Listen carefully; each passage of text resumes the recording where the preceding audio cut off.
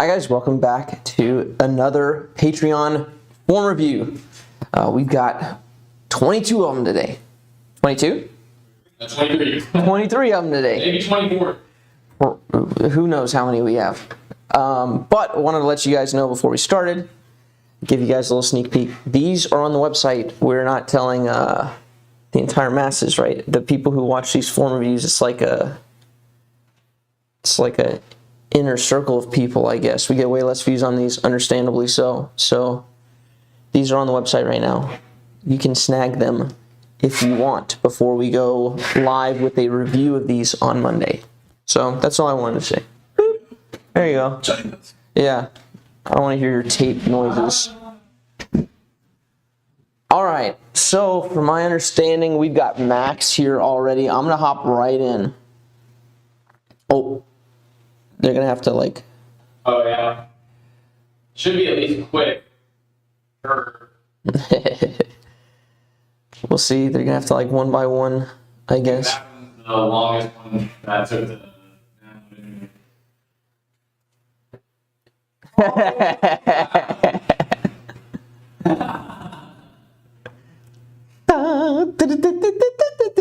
Hold on, I gotta go back. Bro, I didn't realize that.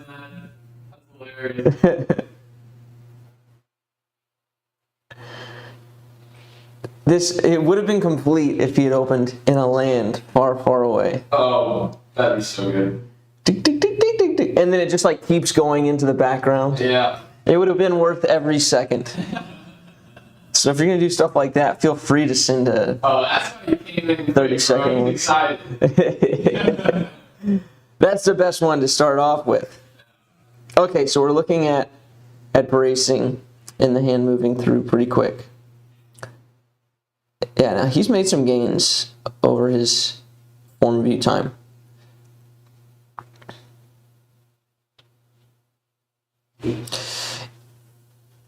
Yeah, so when you've done the amount of form work that you've done, it's not uncommon to like already have the answer, right? We play this cruel game of whack-a-mole where it's like, oh, brace, boom, and you like whack that, and then like another thing pops up and you're like, wait, I already took care of posture, and like you got to go back and whack posture, and then you can go back and whack brace, right? So I think that's the case here, right? You're doing a lot of kind of the correct things. Like we can say, okay, cool, we're definitely planted on the brace foot, right? Here's a plant. Perhaps this starts going a touch too early, this like being the left side, and like you start rotating a bit early. Hard habit to like fully break takes time, right? So you can work on that timing aspect, like delay the hand even longer until you're fully planted, right? And then move, right? So that's where the foot's fully planted, and that's where the arm should start coming through, right? You start it kind of here, right? So you can either coil a little bit more and make that happen, or you can just delay the shoulder coming forward here and your body opening up, right? Opening up this way. But if I were just looking at this, like you've been working on this, the plant, I would continue working on this, but I would address your posture here. Here, you're not really hinged at the hips. You're kind of bending your back a little bit, right? So spend some more time working on what you're working on with a focus of posture and delaying that left side. So right here you can see the chest has gone forward. This left shoulder has continued to go forward, right? Even though you have this counterweight kind of behind you, that's great. It's not a bad thing, but it's only so useful because like you're still rotating. That's why you've got this kind of it goes all the way forward in your hips. Your like right hip hasn't cleared because you didn't clear it via total press. So to help delay the hand, I try to think brace, off arm, then more right arm. You should think brace and then right arm. Your off arm is, if that's your thought, the off arm is actually probably hurting you.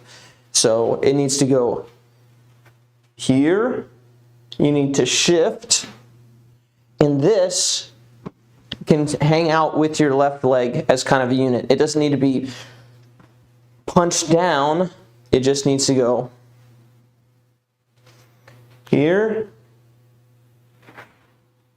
right? And as a unit, as this slides here, right?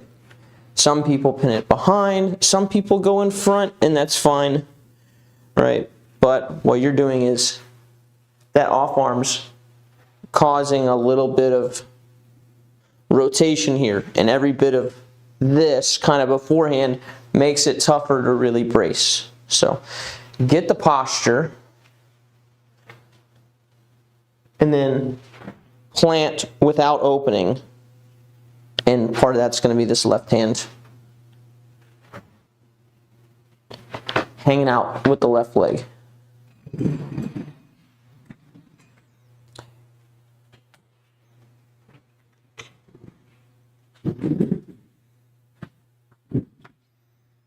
Got it, brother?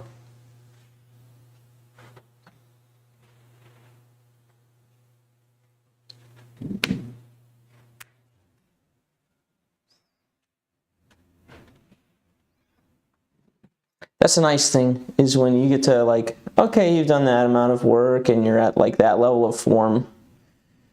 It's like, oh yeah, I got this. Yeah, we talked about this before. I just need to like refocus on it. It's nice. Okay, Broseph is here. And his question is, why is my one step better?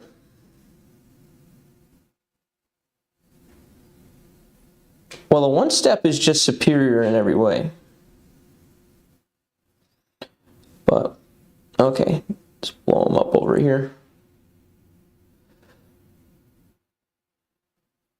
So when you were here in person, we had talked about the walk up detracting because your walk-up line would actually go this way, and then you'd have to re-target momentum here. So basically, all of this first part, let me change the color of the line here. All of this first part detracted from momentum going this way, right? So that was thing one. Whereas here, your momentum only goes towards the shot. Right, but we can see here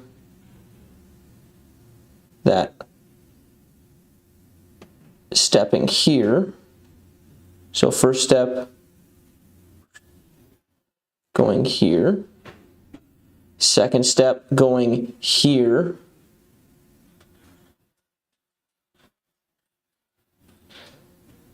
third step coming here, right? So you're doing this. Where am I putting momentum? Right, so your body weight prior to your last step is trying to fall away from your target line, which if you throw a ball and you go like this, and you fall back, you know, as cool as it might be, it's never going to be as powerful as if you get your body moving towards where you're throwing. So that's the first thing. Let's see if there's anything else in terms of timing.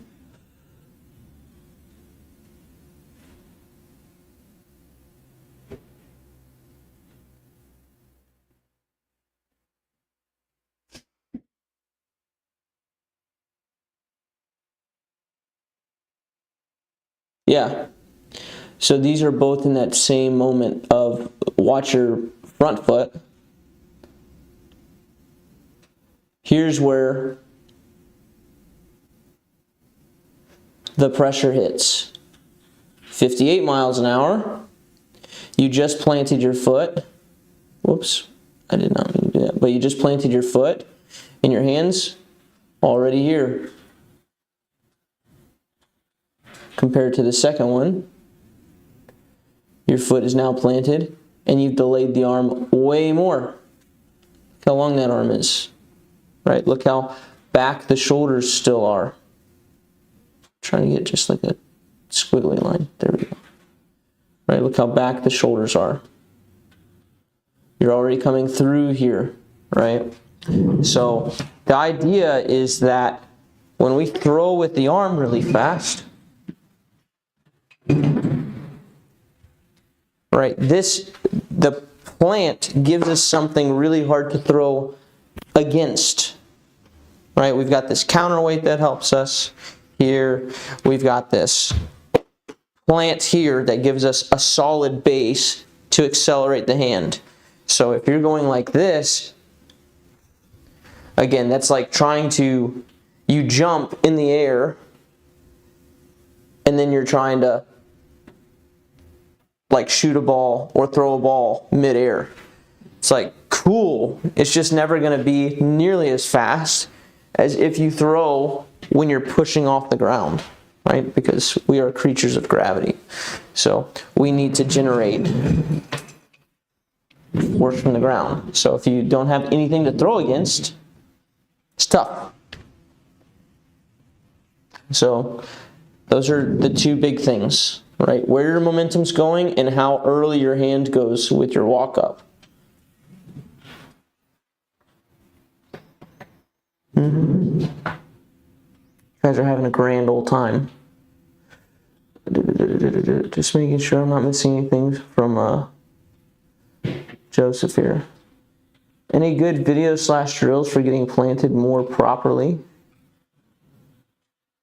Well, the big thing is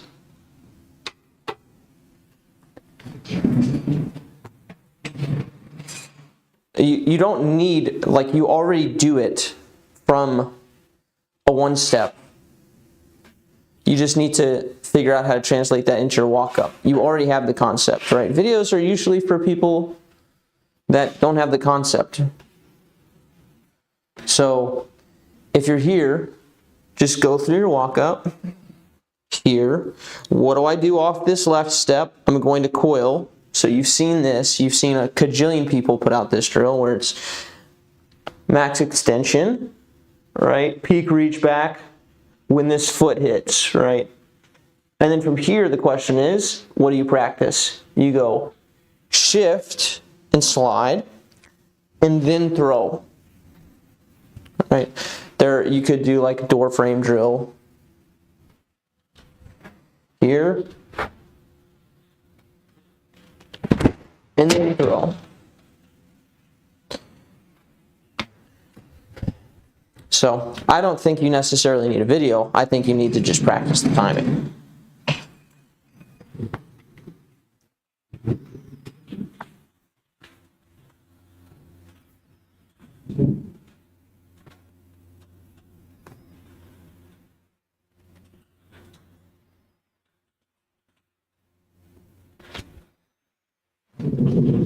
Coolio McShulio. Who's next? So I'm going to start moving through them. Someone said maybe like 10 minutes from now. I don't know what that was. Yo, I think our screen is, maybe one little bandies or something came off. It did. It's looking pretty. Yeah, I think the thumber broke one of the thumbers broke a zip tie off. Oh, okay. Because I saw it underneath the screen this morning. I was like, whoa, someone was throwing hard. That's what that was. Yeah. Yeah, I was like, what is that noise? He's like, I don't know. Found out. Oh, there was like a noise associated with the brake? Yeah, it just sounded like something, it sounded like a bead or something hitting the floor. And so I was like, what was that? He's like, I don't know. I was like, oh.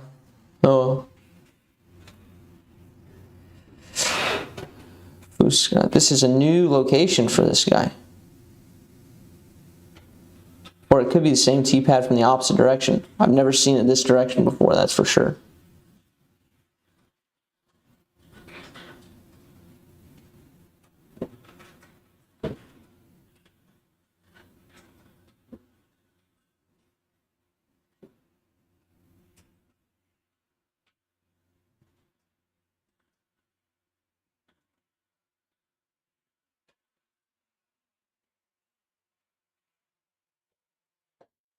So the biggest problem is this step here, is how forward your right step is.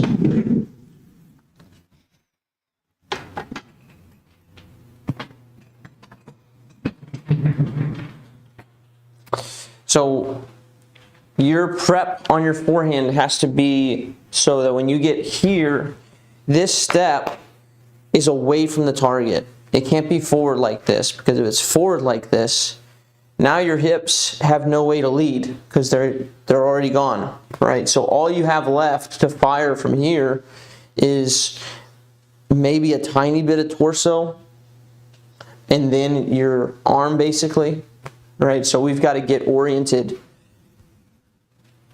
here, whether you do that with a hop or whether you start sideways and kind of, right, do something like that. Doesn't matter that much, but you have to get here so that we can have our hips away from the target. So here, and then we have this movement available for the lower body. So we start here so that when we step, after we land, we can press and open the hips, right? Like that, instead of being here and having to just send the hand. Your arm move doesn't look that bad, but it's the fact that you don't have any hips available for the motion.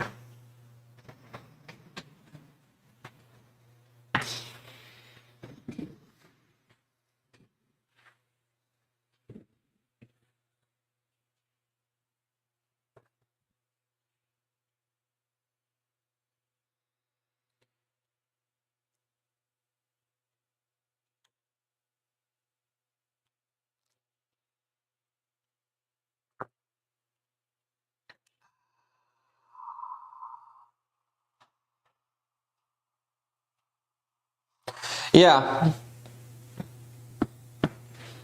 Yep. And it's pretty common with first forehand pieces. Like if we were in person, that's what I would do. I'd set you up like that. I'd be like, your foot needs to go here, so the foot goes here, and now let's start grooving, right? And it changes like everything about the throw in terms of what you're able to do and what you're likely to do.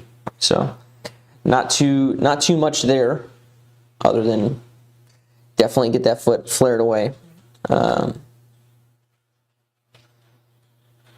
Yeah, and then we'll see what happens. That's going to put this, you see how your feet are kind of diagonal this way. Right, they're kind of like diagonal that direction. Right, that's going to put, when you flare those hips towards us, with to your credit, you're trying to do, and you're doing almost as well as you can with where the foot's at, or better than most people could even possibly do. When this foot's here, and this foot's similar to where it's at, slightly diagonal, they're going to end up being more in line, the feet are. So yeah. And then we'll check in with the next one.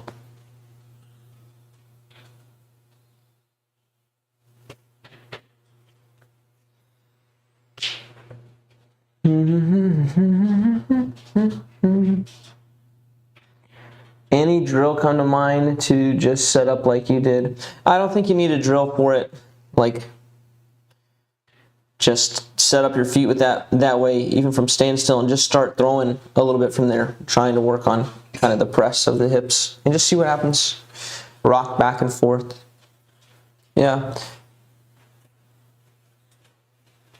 And then get some reps in, and get comfy with it. Okay, somebody else said they were on here. Cuckoo, Kachoo or something. Whoa. Wait a second. Oh, that's yesterday's. 2, 3, 4. Okay, where's Cuckoo? I don't see you on here, Cuckoo. Oh, yes, I do. Here you are. Cuckoo Lane. Lina. Cuckoo Lane. Dun, dun, dun, dun, dun, dun.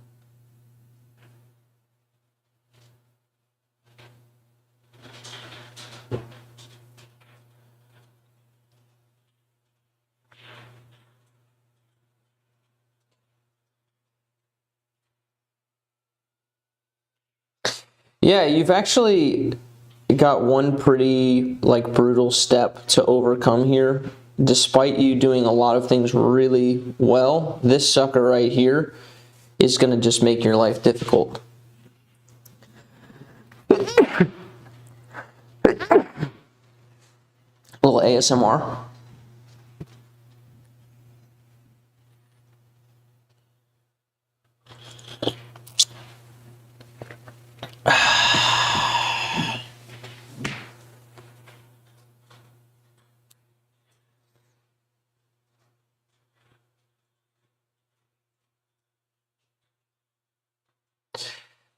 Because you have to, like, to get any distance on your cross step here and to move back towards your target, it's causing you to like twist and making it hard for you to maintain your like center balance.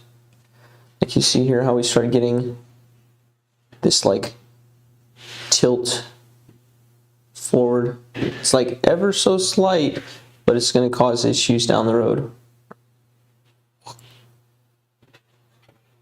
So that like left step first here needs to be more like 90 off of where you're throwing.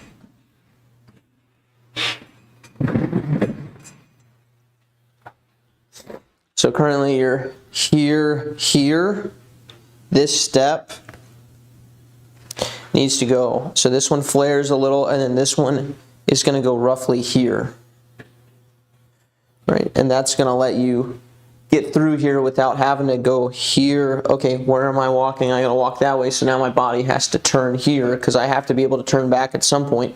So it's gonna overturn here to compensate for not being turned back enough at that step, at that right step, right? So we go flare here, so this is, and then we go boom, we're side on here, right? So now we're side on. So now we've created space for the disc, like this is now our line, right? And then we can go through there, and then all the other problems that you need to address, all the other problems. I'm not saying there's a myriad of them, but it'll let you practice your like disc path here to get through the pocket a little bit better. But right now, with how much you have to turn, it's like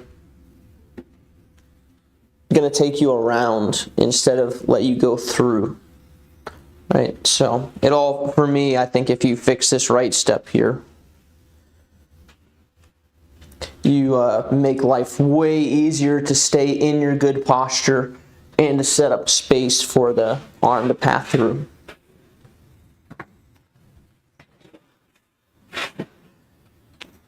Question, you mentioned one step is good. Why do we continue bother with the whole walk up? I was kind of joking.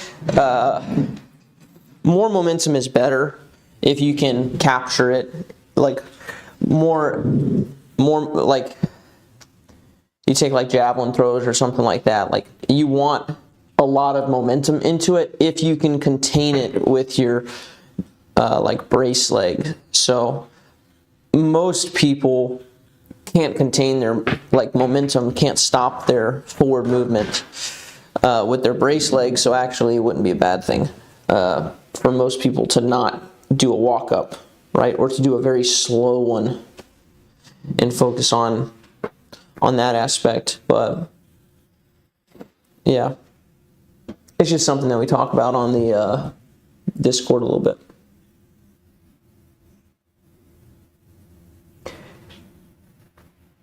Yeah, Joe, when you feel that, like when you go through that and like you change that, it's like, man, this was making my life really hard. That one little, like the direction of that right step. So it's pretty common to when people start changing that to be like, wow, this made everything way easier. Okay, what's my order here, Mikey? Let's see. Who did you do last? Cuckoo. I see. I'm just gonna go with who I see, and I'm gonna grab this. Bring E-Bear. That's what I'm doing here. Now that's some posture right there, baby. Yes. Take notes. He's got a nice little henna start. She kind of starts low like that. Albert Tom does the same thing. Love that. Stay in it though. Lift it just a little bit.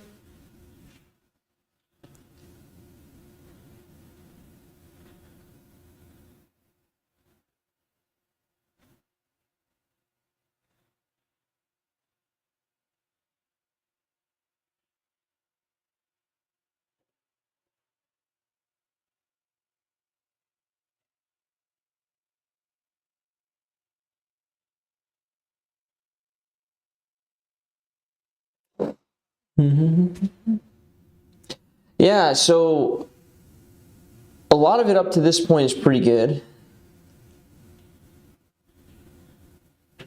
I'd love to see you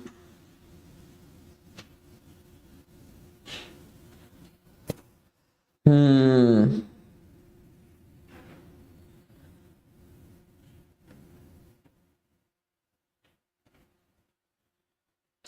me think. Order of operations here.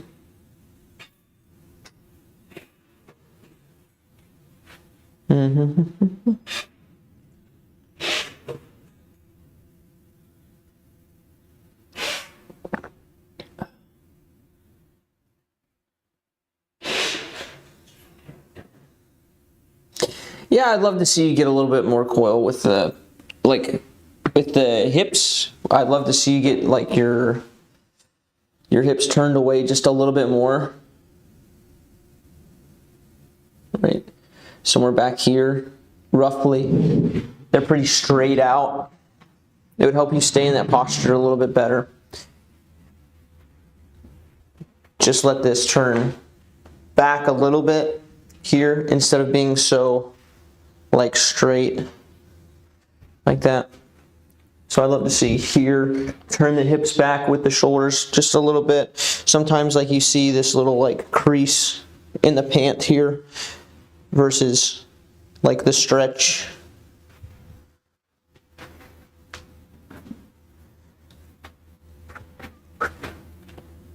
So I'd love to see that. Then after that, you've got to focus on getting your hand through faster than everything else.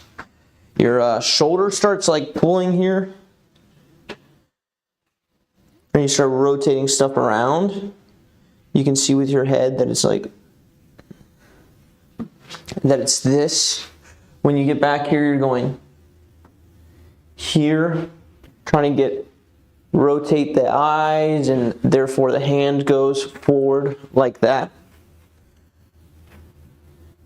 So once you get here, this all stays, and the hand goes past everything. Right, and it's okay, like, I'm not saying that it's not okay for the head to move forward, but right now your head is driving forward and causing you to path your hand outside away instead of your head staying kind of neutral, the hand pathing through, right? That's much different than this, right? And then trying to bend late.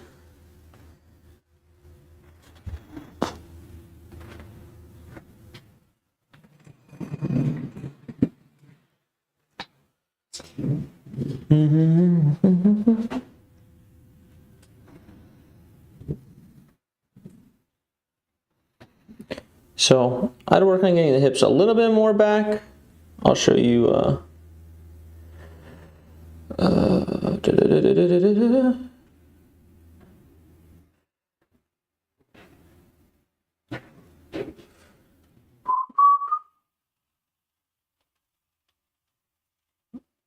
right here, the butt kind of goes towards the target.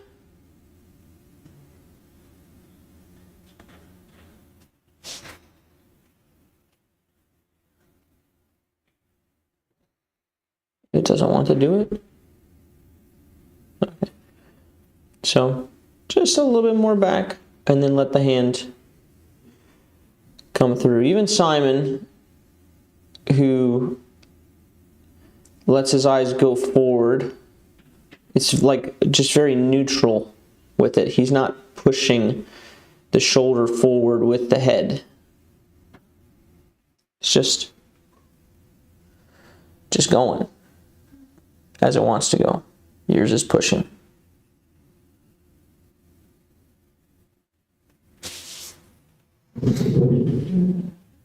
Yeah.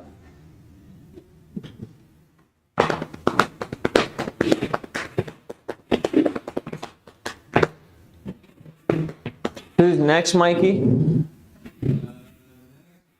Is it just Cam? JC the short. JC the short.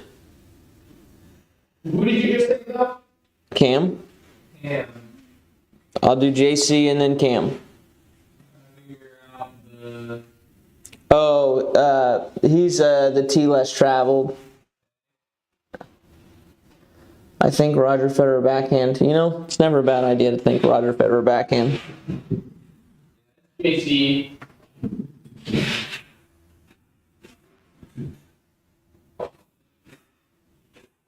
How do I keep a good shoulder hip separation if I coil more with my hips? Well, you gotta ask yourself is like, how important is shoulder hip separation?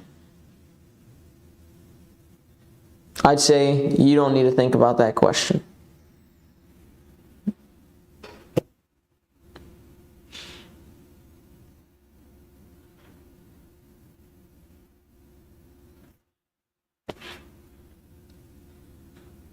I focus on keeping. I watch some streamers, some content creators in different things where like they always read this, and I wonder, oh, should I read this out loud just in case? It's like, oh, maybe people are just listening. In which case I should read it. But then also, if you're just reading it on your own, and I'm reading it at a slower pace than you're reading it, it just gets really annoying. So these are things that I think about as I watch other content creators now. It's like, what do you do here? So I hope you had time to read it, because I'm going to read it out loud now. And you guys tell me what I should do. Been focusing on keeping my plant foot closed. Felt good, but more work to be done. Would like to work on my nose up issue. Tech disc has me at 3 to 5 degrees of nose up. Any good cues for keeping my wrist below my elbow in the power pocket? Wrist below my elbow in the power pocket.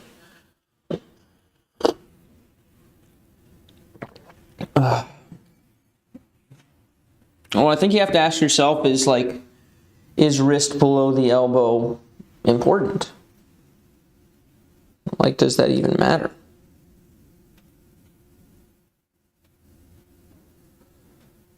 Don't follow the light. Don't go into it, lad. So we're looking specifically at nose up.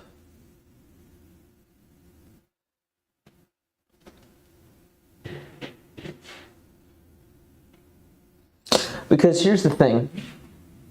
If you think nose down is based upon wrist being below the elbow, then Calvin's in trouble. Because he's like this the whole way. So I don't think that that's the answer. I don't think that that's the indicator.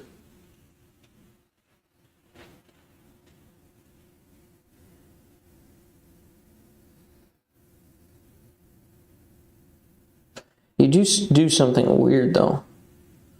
What is happening?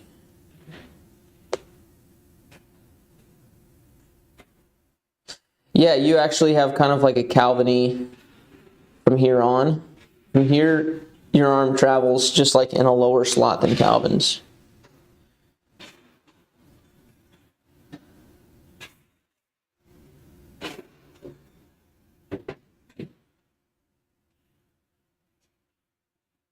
Huh.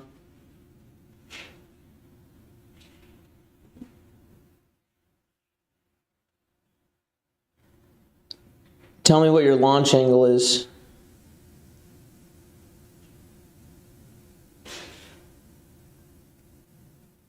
It's definitely down.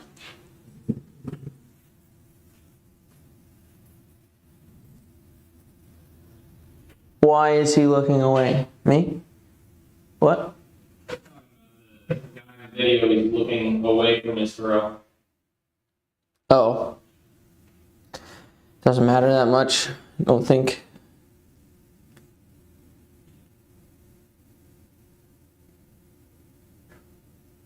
Doo-doo-doo-doo-doo.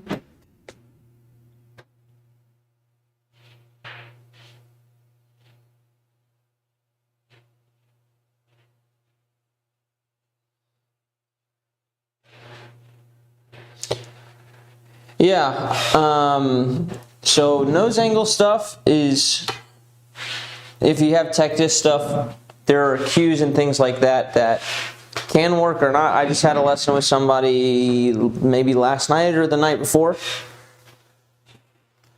but we went through a bunch of cues and we worked on a couple things, and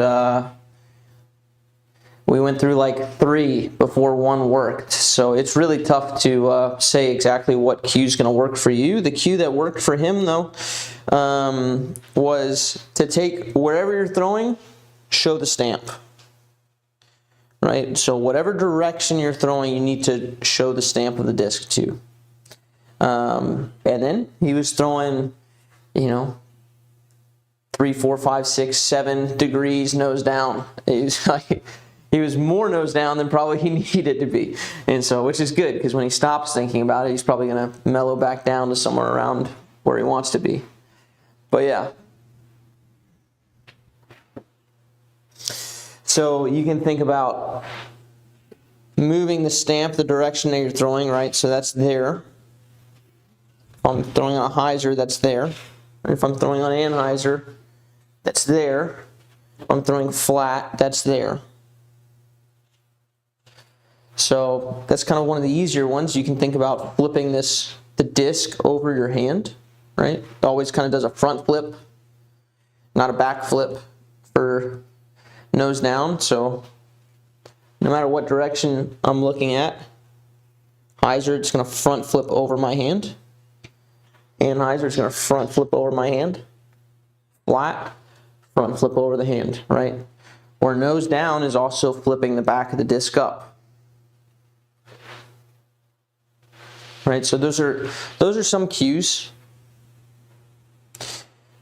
I think your issue, one thing that makes nose down harder to do is if you're changing your swing plane the whole time, right, which you have a little bit of. So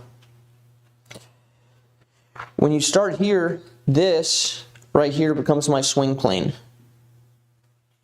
right? So I would expect for your right arm to finish way up here like this to stay on plane. If you start here and then you flatten this out, now you're going to turn into probably like a nose up anhyzer.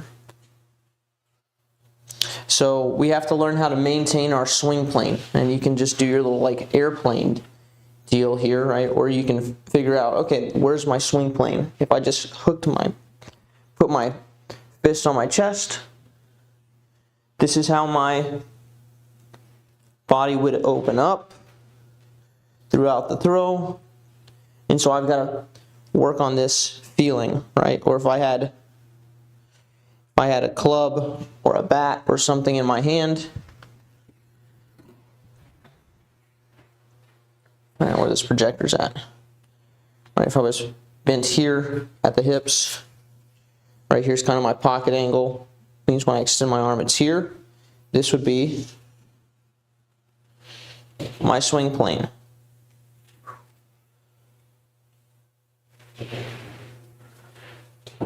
Right? Now, any kind of bending or anything happens inside of that.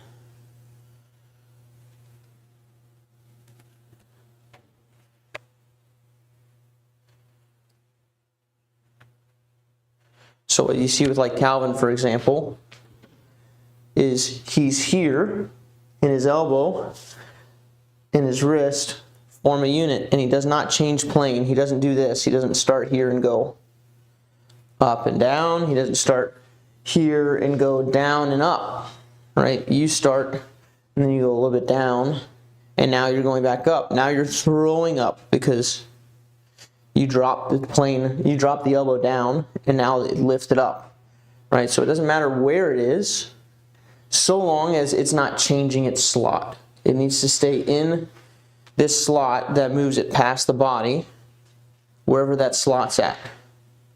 Right? It's a straight elbow, not a drop, not an upward one. Doesn't matter if it's a high elbow, doesn't matter if it's a low elbow or a mid elbow. It's just got to stay in this slot, regardless of where you move the disc through. It just can't start here and finish here, or start here and finish here. It's got to path straight across your body. And then you, with tilt, it makes it look different, but it's not.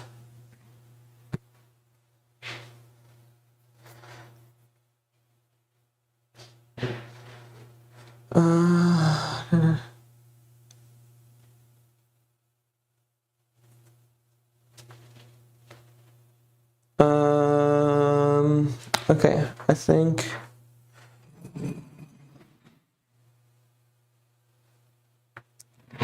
can you explain the swing plane and angling the disc through the hip? I don't really have a ton of time to talk like extra things outside of the form that I'm looking at today, because Mikey's got a lot of editing to do, and then we've got a Ask Me Anything on Reddit later. That's going to suck up a bunch of our time. If you have those types of questions that, like, it's not about my form, it's just about stuff in general, you need to follow us on Instagram, because I will, like, and I'll probably do one today. You know what? I will do one today. I go live on Instagram and just answer all those types of questions here, and I'll go through everything. But unfortunately, I can't do a lot of that today. Sorry.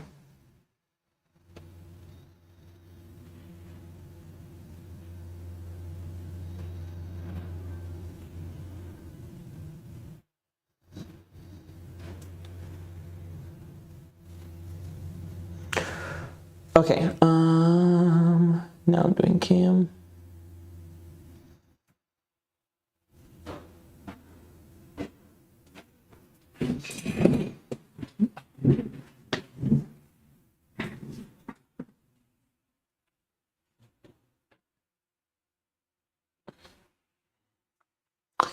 Place looks familiar. Yeah, I think you should just start over. Just give up. Try lefty maybe.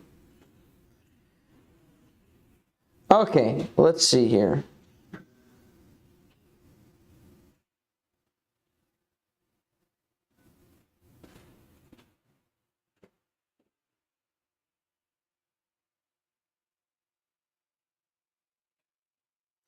You know, what do you say to a guy that's already throwing 475? You say, get good, kid. Yeah, you just come around early here. You just don't get path through the pocket completely. Unfortunately, I see parts of my form in here.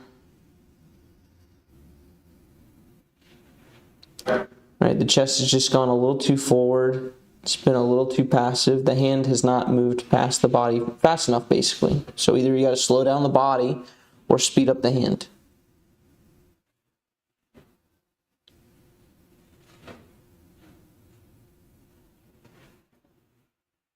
Because it's just like a little too open at the hit here. He's going plant.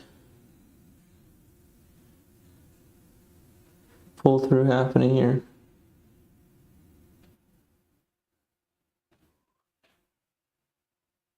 Yeah, and you're still working out some like kinks with the left arm. right? Not that it's in a bad position, but we can tell it's like very unnatural at the moment, at the start.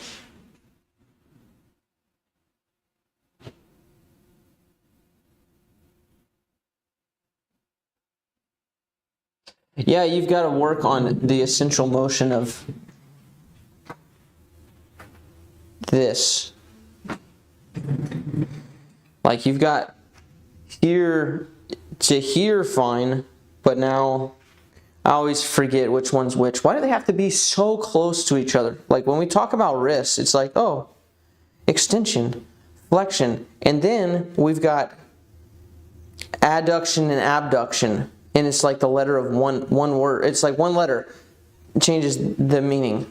This one right here, you got to work on your elbow moving away from your center line. He's like this guy's a biomechanic nerd, so I can use these words with him. I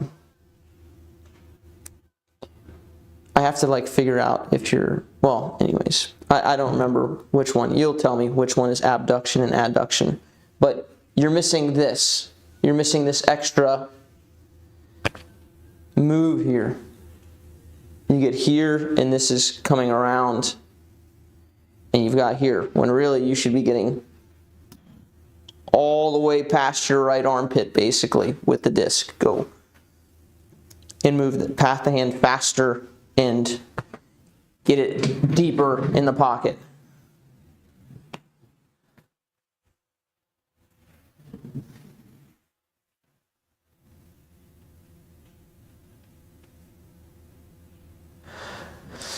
Well, since I'm trying to increase launch angle and haven't fixed nose up, I'm throwing light 430. Oh. Yeah. Oh. I'm wondering if the backside is coming in too soon. Yes.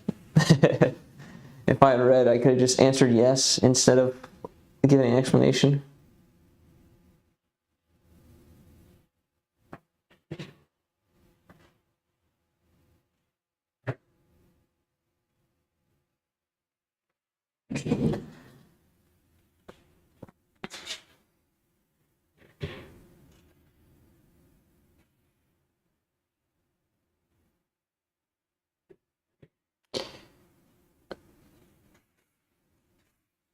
Yeah, I mean, you're also standing up a bit. Like, look how, like, in terms of launch to nose angle, we kind of talked about this with the last guy.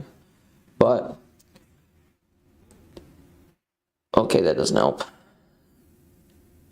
You've got kind of here in this position, right, with the shoulders. Now we're flat. Let me use a different line. Now we're flat. And now we're barely up.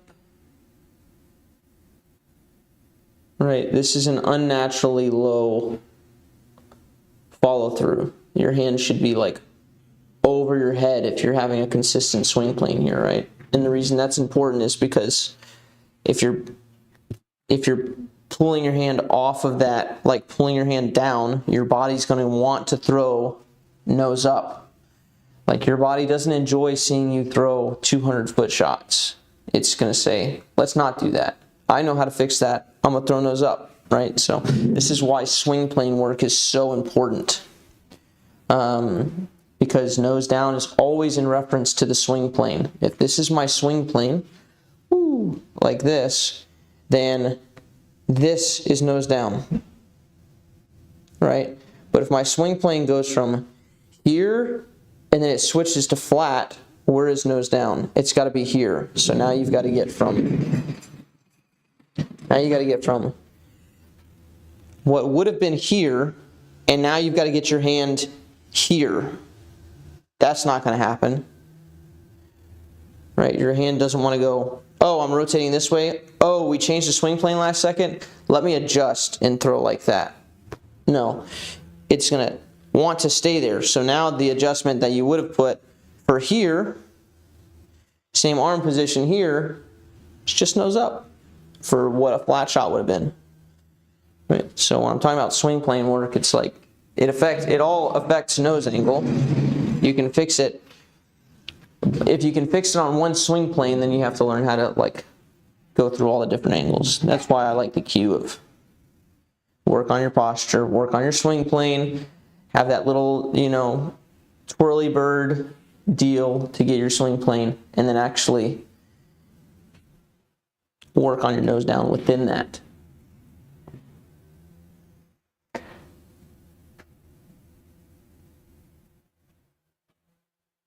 Oh yes, somebody gave me a way. Okay, abduction, like taking away. Adduction, like adding to the body. In school, we always had to say abduction or adduction. Oh, AB or AD, adduction, taking away. So, okay, hold on. So if I've got this right, that would mean, because it's talking about away from the center line, right? Distance from the center line. So if we're adding distance, this would be adduction, right? We're adding distance from the center line. And so abduction would be here, like if we're talking about the elbow, for example. This would be adduction, away. Abduction would be towards the center line. Is that right? Or do I have to think of it as proximity? Oh my goodness.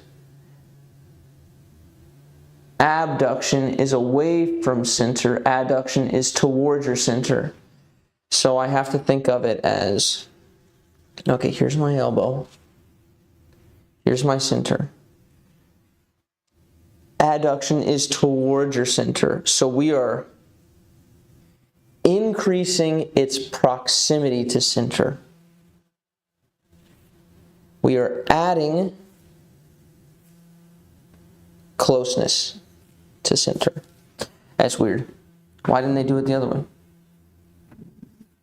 Okay, it's just got to be the opposite of what I'm thinking. So add, ab.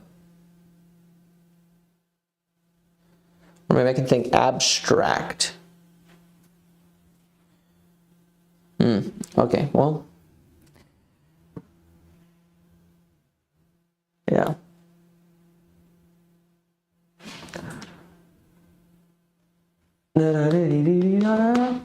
Okay, well, who's next, Mikey? Who'd you just do? Cam. Let's see.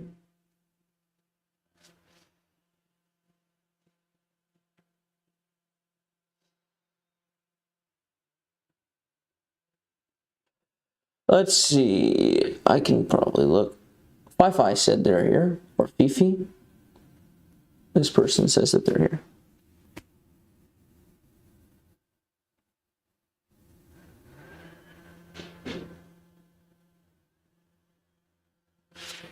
Okay, warning.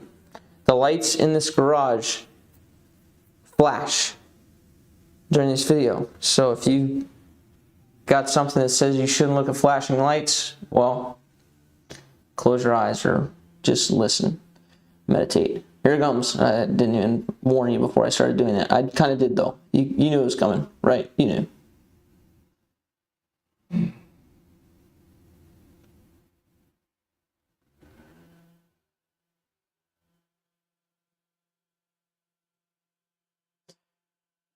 Yeah, so we had signs that this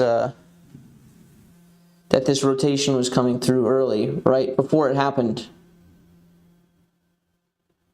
This left hand's moving in super early and cutting across super early.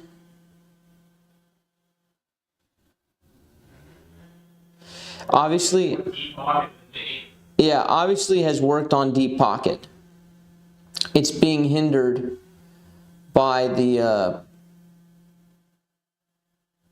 left shoulder trying to come in. Let's see here. What does he need?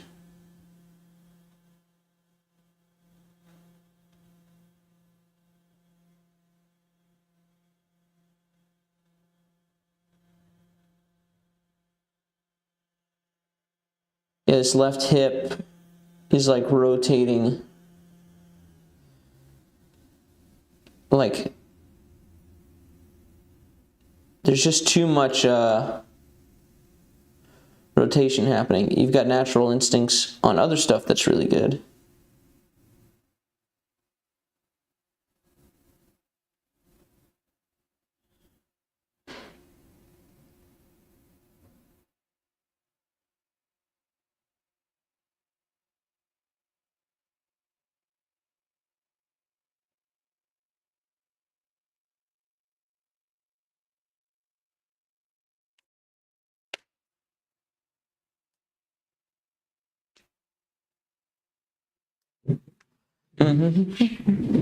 Okay. So kind of issues here. We're here, and this stuff starts trying to come in super early before you're even planted on this foot, right? This is already trying to rotate forward and twist this whole backside forward, right? So if your body had its way and you did this slow enough, it would look like this here. Right, we've got to calm all of this down. This whole backside is going to be calmed down. It needs to be here, boom, full shift, and now this is kind of floating, right? This left hand comes in basically together with the right arm, right? So my right arm hasn't moved, my left arm hasn't moved. Now we're going to go tight with everything, right? So it's all going to move forward. It's here, we shift, and now it's forward with all of this. You've got this foot naturally wanting to slide this way, which is great. Let this left hand, instead of having it shoot across, which is going to try to take this left foot this way, and then your body ends up repressing later. Go here. Slide forward and let the hand just totally pass, right? We've created space for the hand to go past the body here. But once we start twisting this, it's trying to cut off this hand. It doesn't want the hand to get through with the disc, right? So it's causing unnecessary rotation.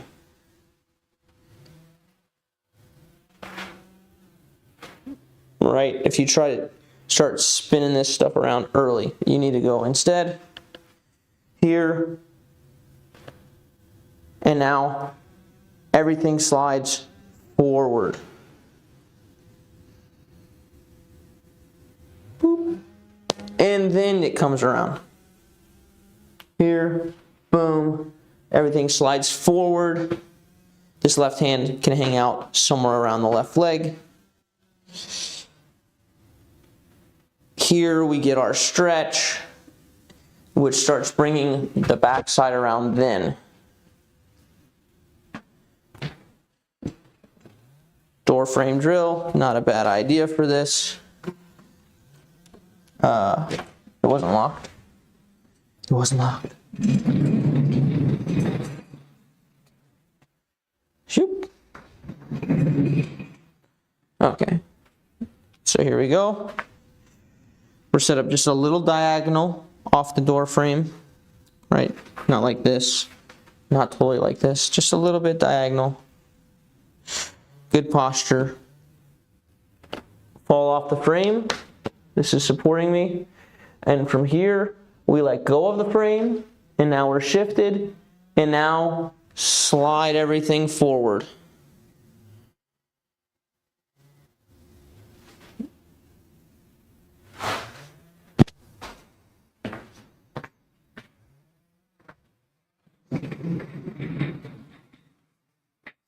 Do you have any drills or cues for slowing down? I'm trying to slow down for like 3 months, LOL. Yeah, it's hard. You have to convince yourself that it's better. There's no drill or anything that I could tell you that will convince you to slow down. So something like tech disc is actually really helpful. We had Joseph's form review earlier where he throws 58 miles an hour with the walk up, and he throws 64 with one step. That does a pretty good job of convincing you to slow down. You're like, shoot, 58 miles an hour, that's not even 400 feet. 64 miles an hour is almost 450. Do I want 380 or do I want 440? Right? So when you have data like that, it's very easy to find out, wow, I'm way more efficient going slow. But like, your body won't do that if you believe, if I get after it, it's going to be better for me. So there are lots of ways to convince yourself to slow down, but I'm not you, so you got to figure out what that is for you. For me, it's like, if I'm moving faster than pros and getting significantly less distance from them, I'm doing something wrong. I was like, what? How do we only have 7 left? Vaso unit is here. The thing is, though, if you're not doing it, you're not convinced, right? If you knew it was better, you'd actually do it. So for some reason, you're not convinced of it.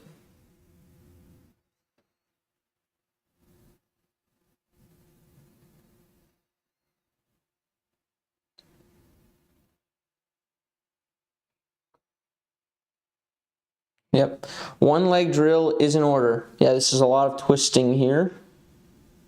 Just this backside, you can see everything kind of rotating forward as a unit. Right, little separation of the hand. But you've got to learn to move the hand past the body, first and foremost.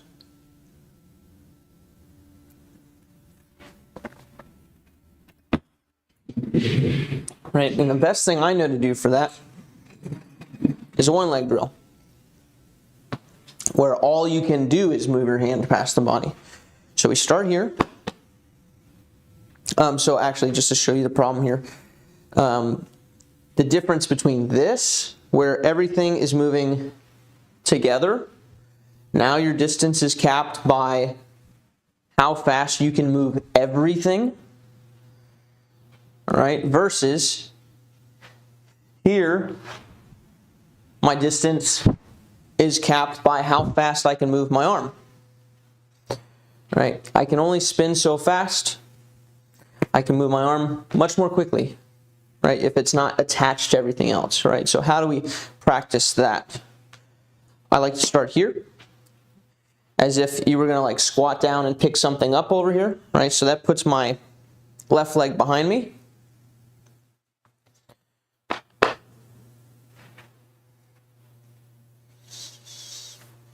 Right leg a little bent, the butt's out a bit, bend in the waist. And so from here, we will take our whole unit, rotate it back. So now we're coiled. I'm putting my left hand here so that I can feel that I'm actually back with it. And now I'm going to move my disc directly forward. It's going to come all the way here, going to go past my armpit. And that's my goal. Move it directly forward. This is 100% arm. Right? You don't have to do it quickly, but it's going to go here.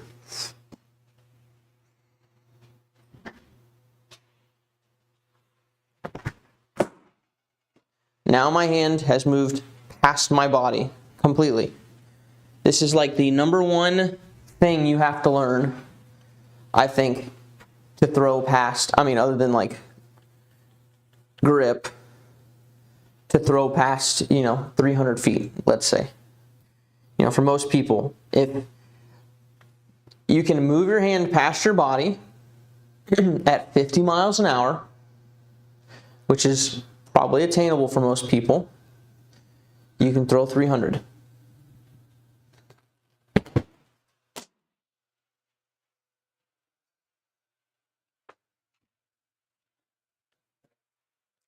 Eventually, after you do that for a while and you learn to have it move past your body, with your body not moving, we take the left hand off and we say, okay, we're going to let this move so that it's not hindering, right? I don't want to get here and have my body actually back and now pulling against my hand that's trying to go, right? I want to go, I want to go. No, I'm going to stay here. Now we're going to say, okay, oh, you want to go? We're going to let the body move so it doesn't hinder the hand. Looks like this.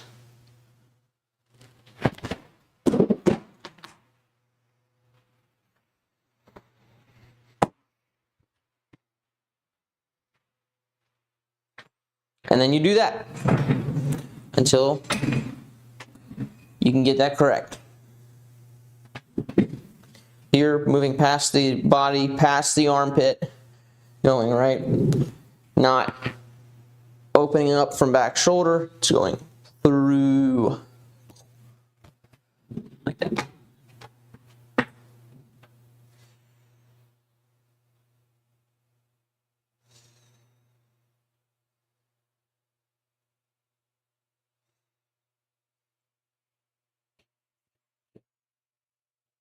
Magnus. I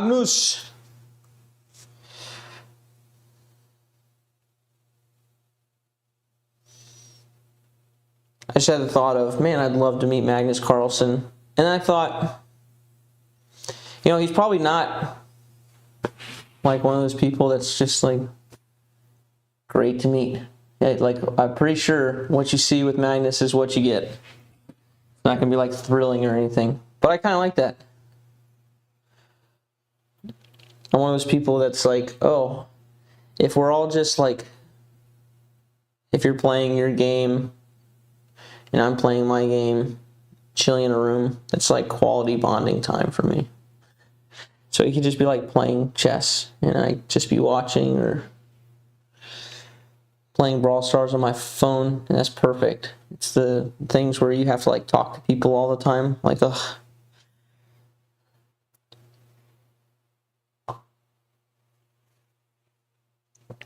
Whoa, kind of look like him a little bit.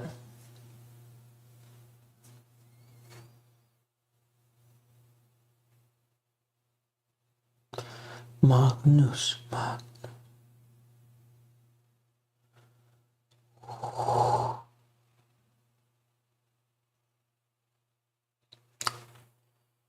Yeah, very similar to the last one.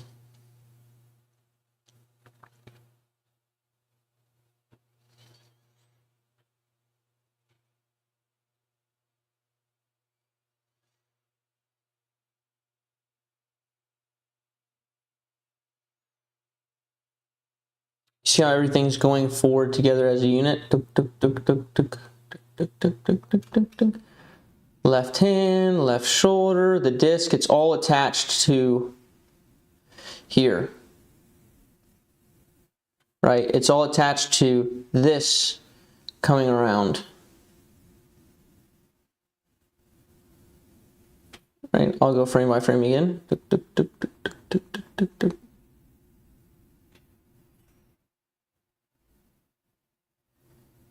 See how that's all tied together? And then there's a little bit of separation with the hand versus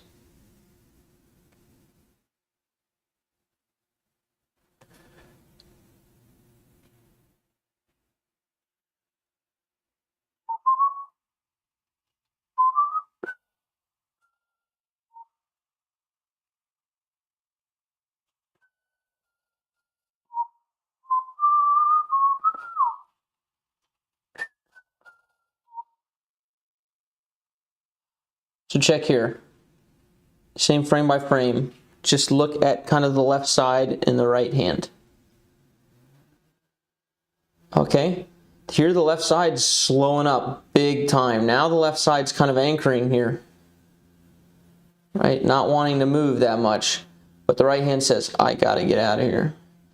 I gotta get out of here. See that? Big difference. It's trying not to move forward all that much. All right, so same thing. Same thing, same drill.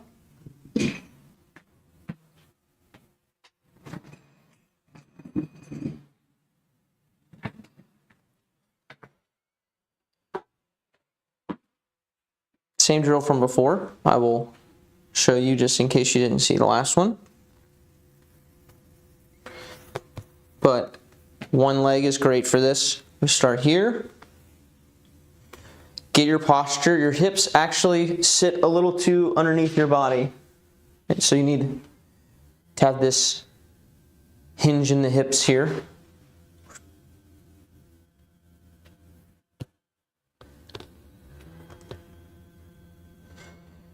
Back. And now from here, we're going to keep this left side from moving. We're not going to have it move at all. If you need to just like stick it here for a second, that's fine. Just move the right side. What would that feel like if I just moved my right?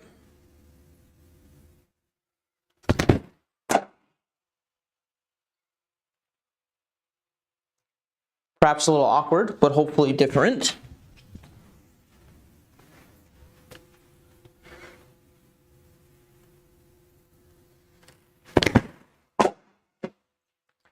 Really slow with the body, right?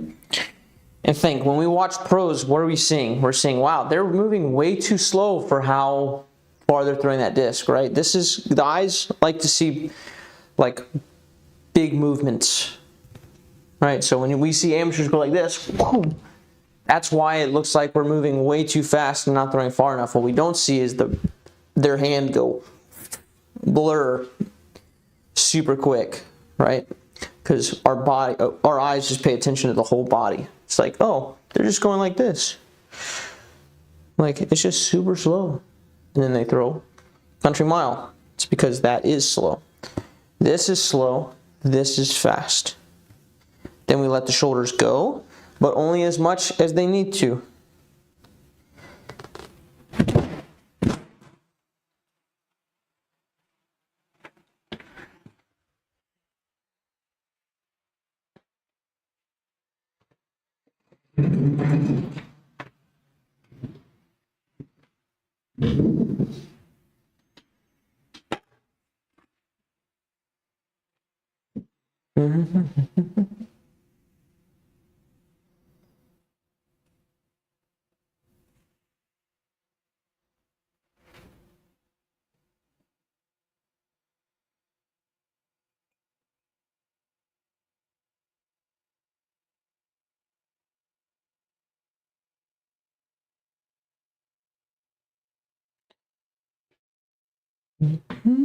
One track Mike said he was here, I believe.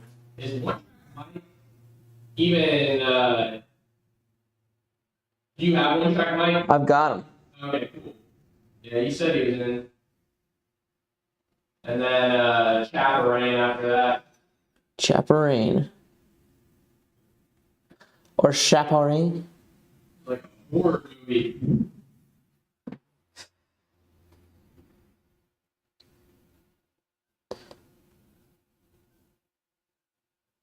Okay.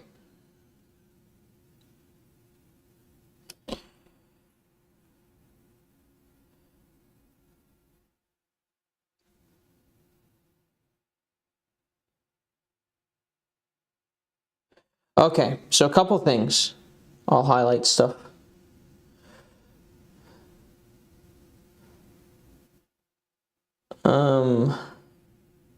Oop. This is an exaggerated out move here, right? What we really want is shoulder coil if we're going for some kind of distance, right? This is a very minimal amount of shoulder coil here. Right, most pros actually get their shoulders back like here. Both shoulders turning as a unit back there, right? So this out, this is why I don't get behind the phrase reach out, not back, because like he's doing it correctly, right? But he didn't get the correct or the intended result, right? Or maybe this is what they intended. This is not what I intended. Could it be that we have been this way before? And so now look where his line ends up going. Boop, to the right. Right, so he went, his reach out was here, and he's probably trying to throw here, but since his body is set up this way, it's saying, hey, like, if you reach out this way, I want to come back this way. So now I'm going to have to like redirect to get back over here. Right, and it doesn't quite get there, so it throws a little more right, perhaps, of where he would intend. But yeah, so more shoulder coil, first off. Second, look at where all of this is hanging out, right?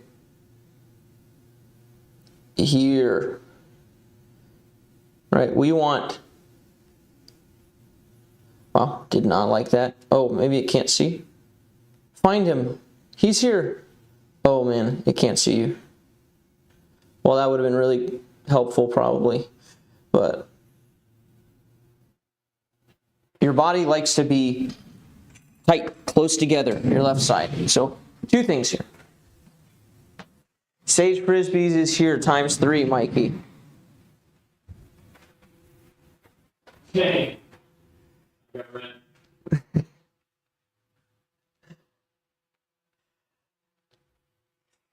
So first thing, this does not matter. Where this, from elbow down, where your hand is, does not matter. This right here is just as good as this, right? Because it's about the shoulder coil. It's got nothing to do with where this is. So you need a centered coil or a centered unit turn back, right? You need to rotate or turn your torso, your upper body back, right? And you want to go further back if you want to throw further. If you're only going here and you're just doing an upshot, like, you don't need all that. Just go boom, right? I would actually do it here. We don't need all that. But presuming you're going for some kind of distance, here, and whether the arm's straight or bent doesn't matter. So don't emphasize this reach out. Next, from here, if you keep this left arm chicken winged back here, this is your body saying, hey, like, it's too wide to be effective. Right? Your body would prefer to be tight here. Because if this is back, right, how far forward can you move your hand? This is all you got. But here, we've got this whole swing. Sure, is the arm length kind of the same, but imagine if you, like, these are weights. Imagine if you had a 20-pound weight here, right, and you were holding a 20-pound weight with your left hand out away from your body like this and trying to throw over here. Okay, now take the same 20-pound weight and put it here and try to throw. This is not going to hurt your throw as much as this is, having the weight over here. So this needs to come in tight to the body and then throw. Those are your two things. Coil the shoulders further back, then get tight. Get it tight, get it tight, get it tight. For sure, do Sage Frisbees next. Good gosh. He got his message in like way early. So don't do Sage Frisbees.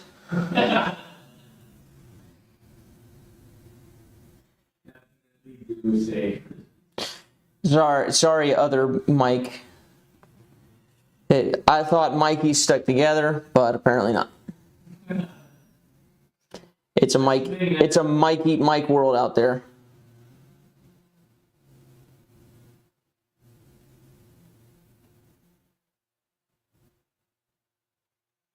Okay.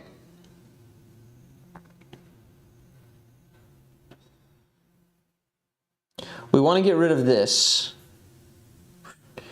like lean back here, right? So we've got some posture work to go through. We've got some stance work, because now your body's gonna, it's kind of staying back there.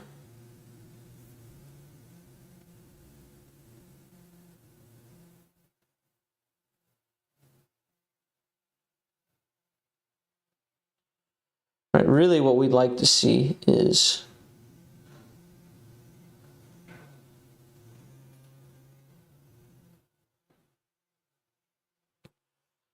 why is it struggling with these?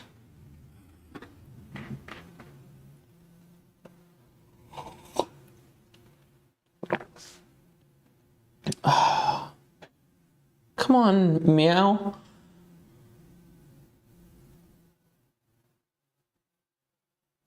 Oh no. Oh, it's just struggle busting. Something struggle busting. Oh gracious.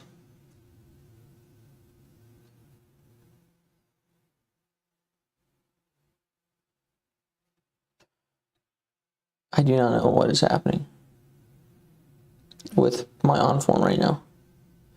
Probably doesn't like that I have a million of these.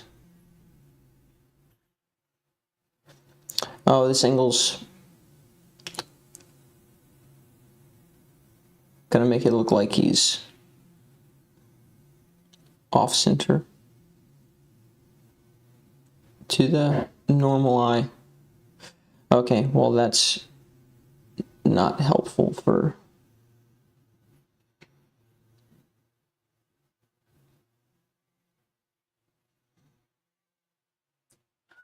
man, this thing's struggling.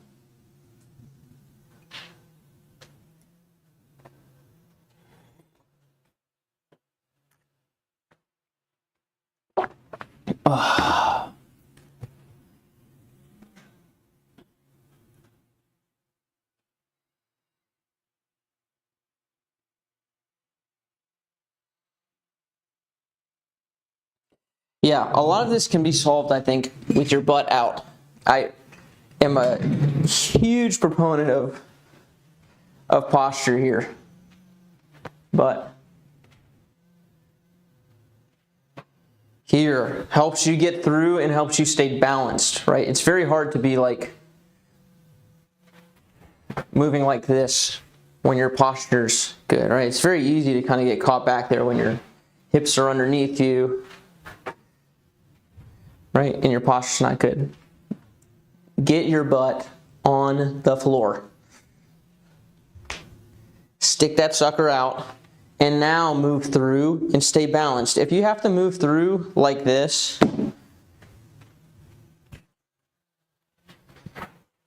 so that you can feel yourself being centered, do that. But it shouldn't be like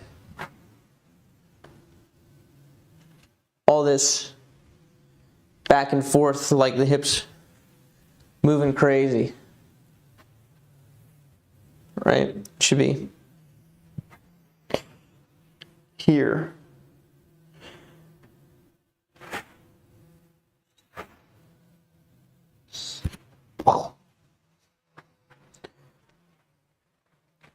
Right, but you are here, tilted, tilting, right? Centered. Movement, butt out, posture.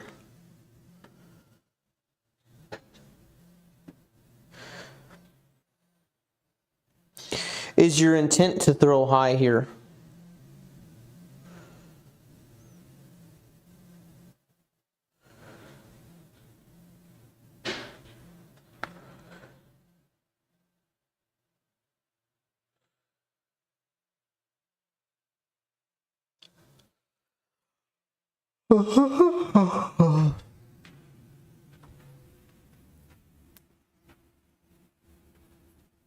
Okay.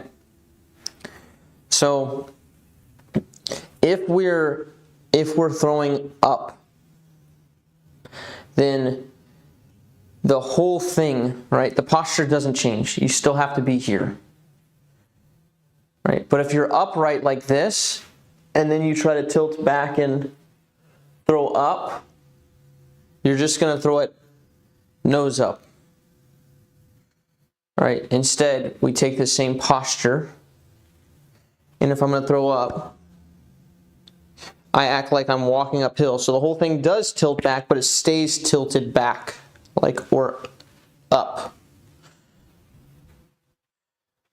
It doesn't move around, right? The whole thing just gets pitched up a little bit, and you maintain your posture and your swing plane. So you should be finishing like this if you're throwing up, right?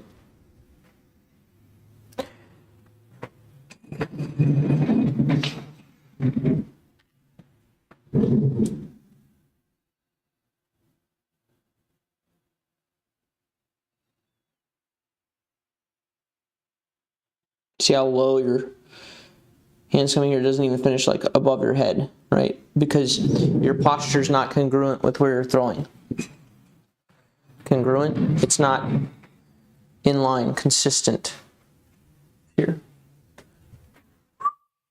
So this whole thing, you could see, like if I just had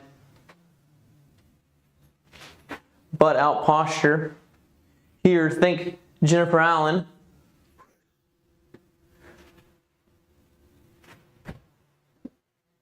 That would be the consistent swing plane, right? And you have good posture. Posture, my friend. Every minute you work on posture is a minute well spent in disc golf. Form work. If you don't want to work on form work, I guess working on posture is a bad thing. Finally got Mike in.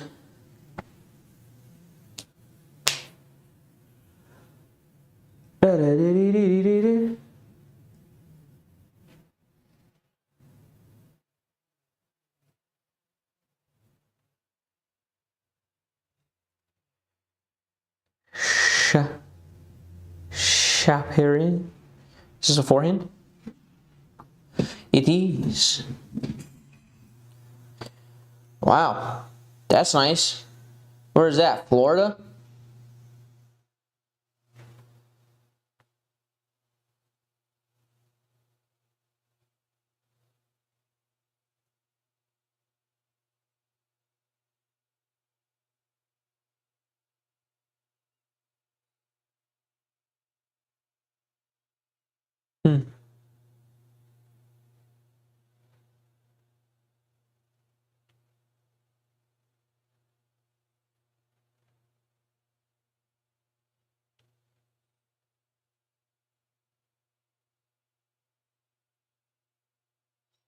What is chasing? Oh. It's funny. So, two things.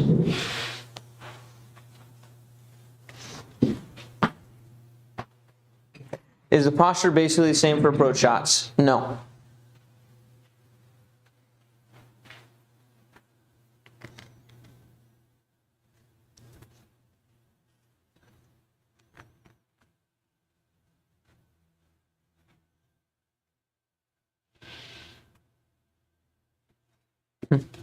Okay, so first thing, don't set your hand like this before you go. Don't set your hand with your disc in front of your elbow like this, right? Because when you start moving this lower body, now in order to stretch the arm out, it's got to go back and then snap forward, right? It's better to have it, I'm not saying that you need to like forcefully keep this thing like your elbow way in front of your wrist, but it's just better if your hand's back behind your elbow. So when you go to set up here, somewhere here, so it doesn't have to travel from here, you get the tension built from your hips, and then you get this all opening up, and this still hasn't laid back at all, right? Because now it's got to be laid back and it's got to go forward. Now you got this kind of jerky motion, right? So instead, lay your hand back behind your elbow in relation to the target, right? So here's decent. And then when you work on this next part, where you push and kick this left hip back away from the target, that can actually stretch your arm instead of being here and it's like, okay, even if it stretches a little bit, my arm's still nowhere near stretched. This is where stretched would be, roughly. Right here.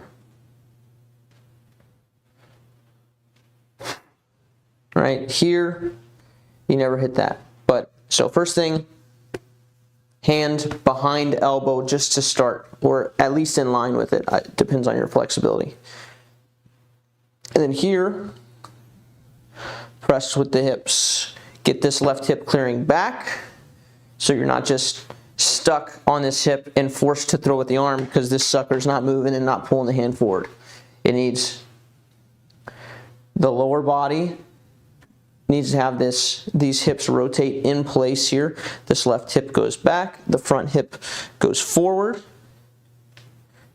and that starts pulling this hand and gets the slack out of the hand, and then you pop the hand.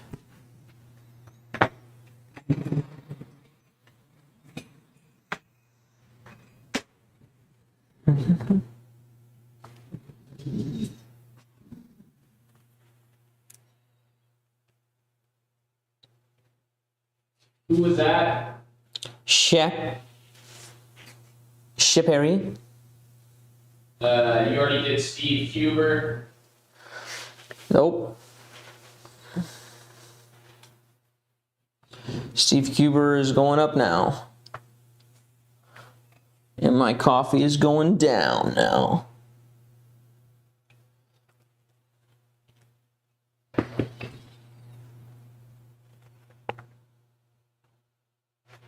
What is happening? Ah. It's like there's a line in the middle of this screen. Steve. Purple time lapse? We got some time lapses left on site. No purple though. Everybody wants the purple. Interesting. How very peculiar.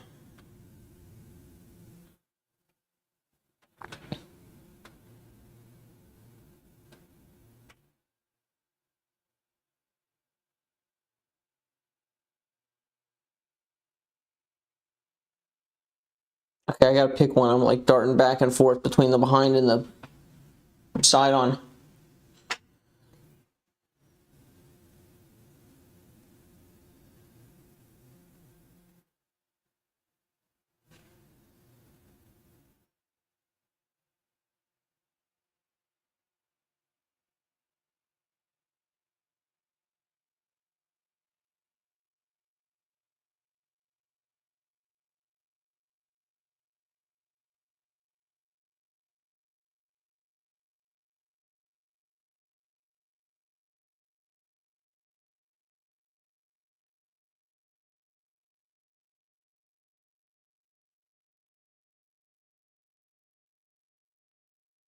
So first off, this is unnecessarily wide.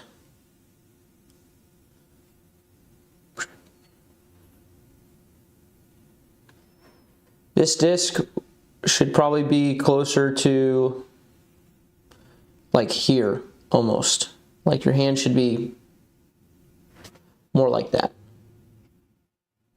Because it's causing you to, since it's so wide, it's causing your first move to be in towards your body here. And so your hand moves in towards the body and now it's got to redirect. It gets, we see it like getting jammed up in the pocket as it changes directions here. And now it's got to redirect around the body and forward, right, to go here. So in terms of building up speed and stuff like that, it's just doing a couple like weird things and stopping, starting momentum and all that. It's not good for, like, you just want to be able to go straight through, basically.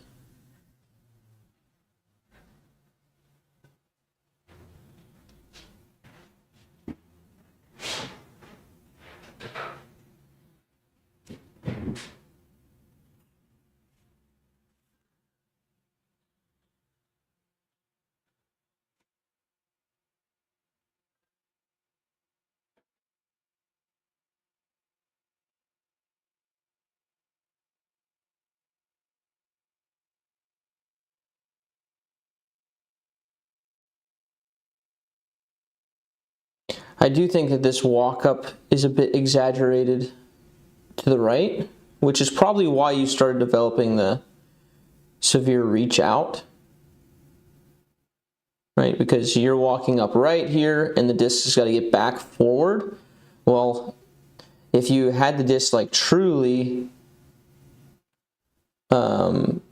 like behind your body, it would actually be like over here. So get that walk up, whatever that line that you're trying to throw, basically. The walk up line is basically directly towards it. Maybe it's a little diagonal, but not much. I'll do it lefty. So maybe it's a little that way, but if you're the net that I'm throwing at, I'm going to walk up to that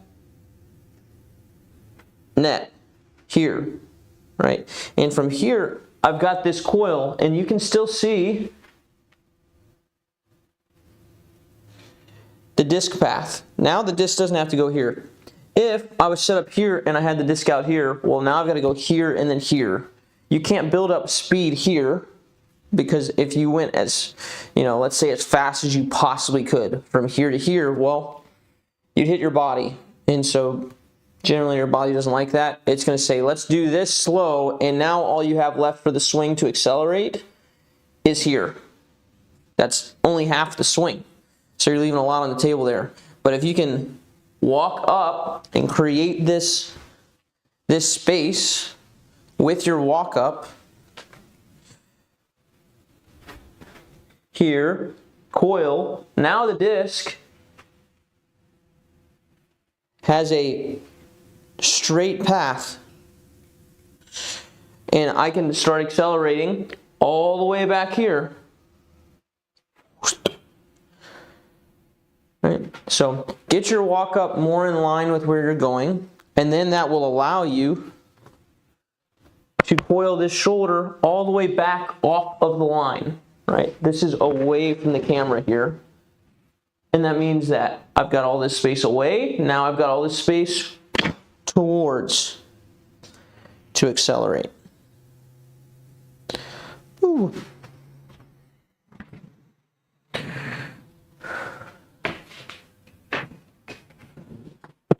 But wherein is your hip rotation? We got a whole video on that, brother.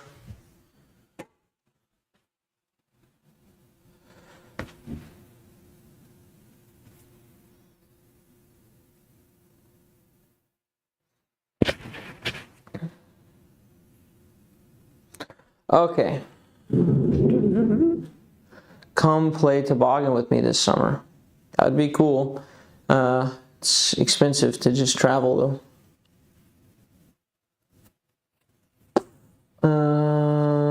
Is there a list here that I'm supposed to be looking for, Mikey?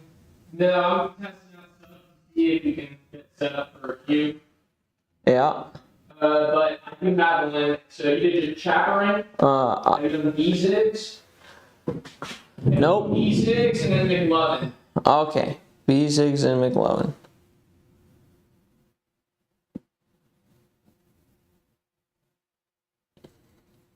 Gosh, this is just struggling. Struggling to get into these people's forms.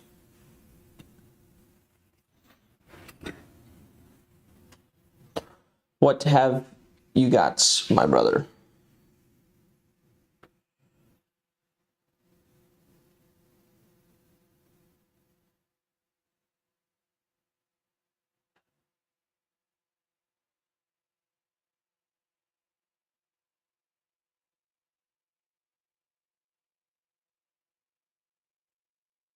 I'm just going to shut down and I'm going to try the old start-stop of on form here.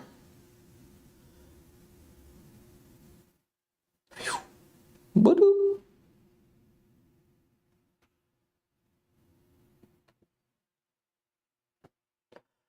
Okay. Be well.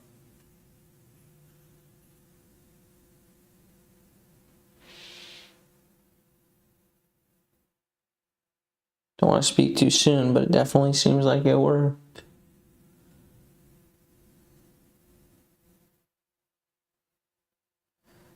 Nice, dude. It's coming along. It's coming along. Have you looked at your first one that you sent in recently? That would be fun. What is this? Oh, for a second I thought you were just like giving me the bird because of whatever the stamp is right here. I thought that was your middle finger. I was like, why? Why are we doing that?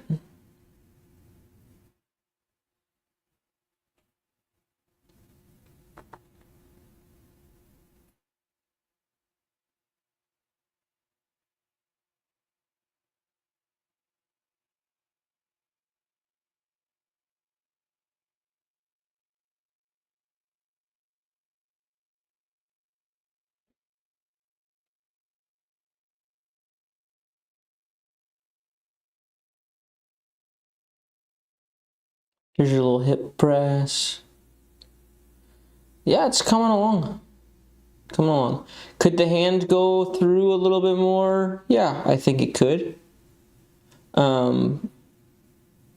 Bigger kind of issue I think is just that this left side's a little too free willy.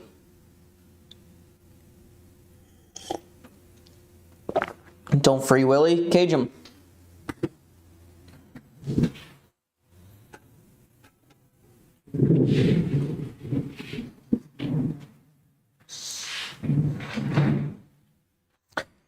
So it might be good to have to think about as you just throw, and I personally like to feel this from a one leg, but to feel that this is kind of like an anchor point in the throw, where it's like, okay, this is here, and we're throwing from here. This is tight. This is not going to move that much. It might slide forward, right? But it's not going to open that much. And you're like very close.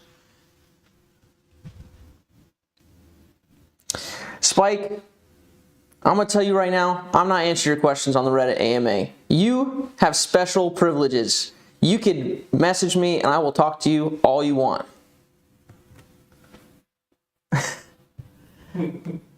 You have direct access. That offer is not for anybody. It's just for you.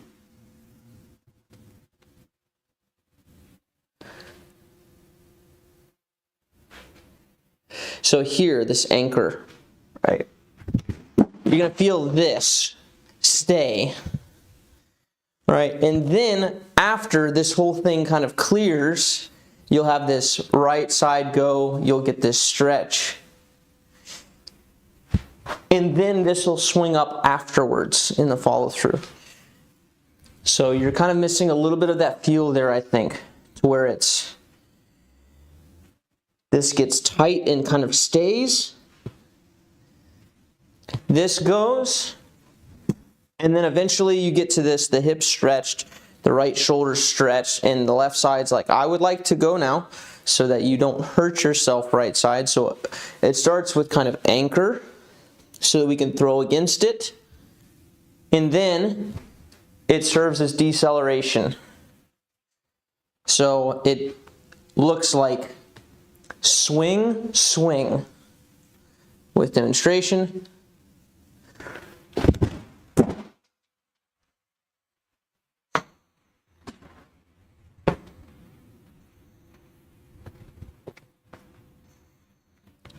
Here's it going more together.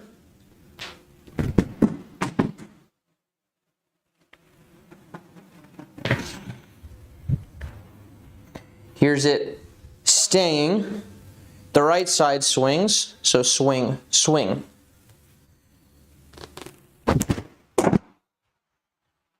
With a little bit of exaggeration.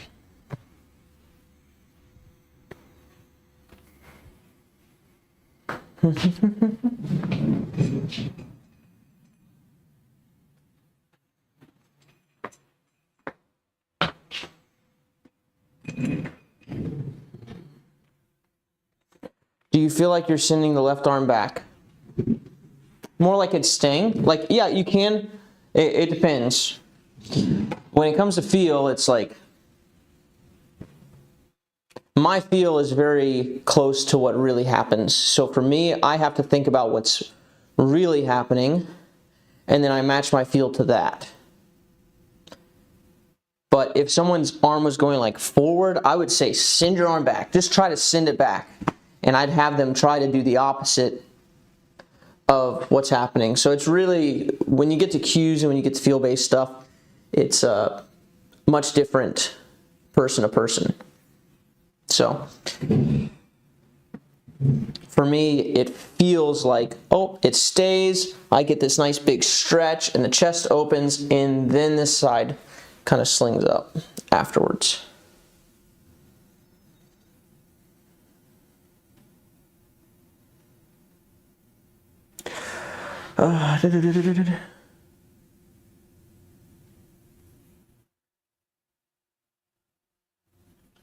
If you were offering people to message you, me, myself, and a friend have some questions.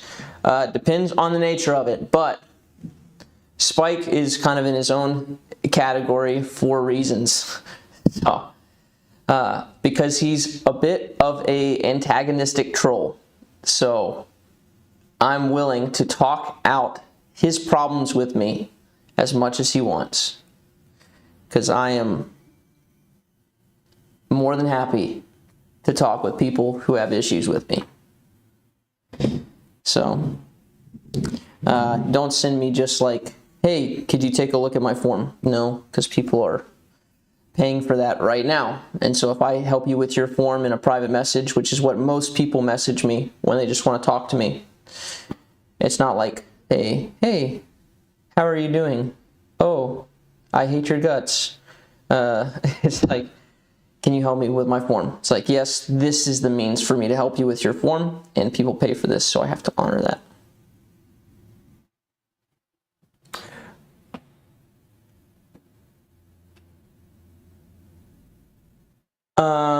You said McLovin was next. Yep. That's right.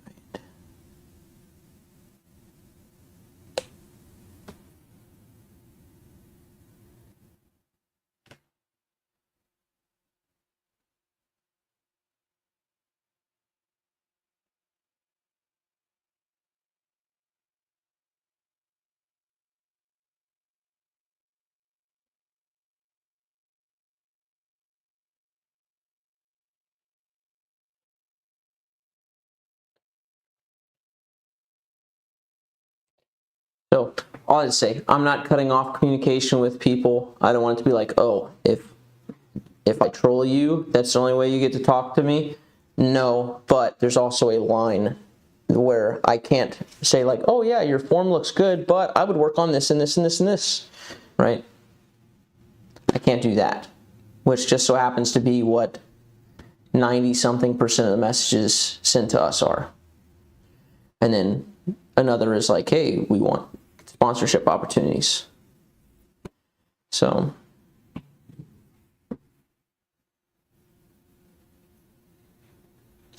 the thing here is you start collapsing the pocket here. You end up getting below 90 here, I would say, on this backswing.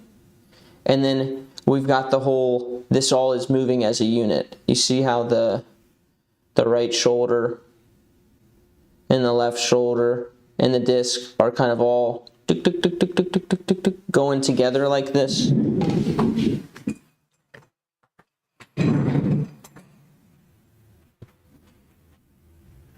Like this.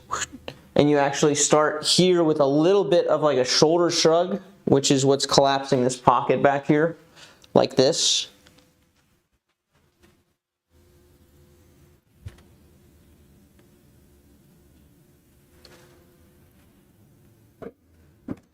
So instead, we have to get this right arm moving past the body. The right hand has to go past. And you see that when I do that, now I don't collapse this space back here. I just let the hand pass through the space that I've already created with my coil. Right, so there.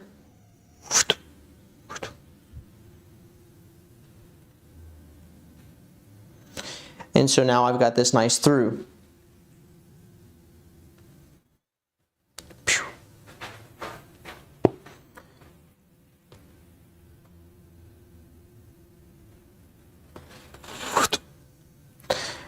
All right, the best way to practice this, I think, is just to isolate the arm.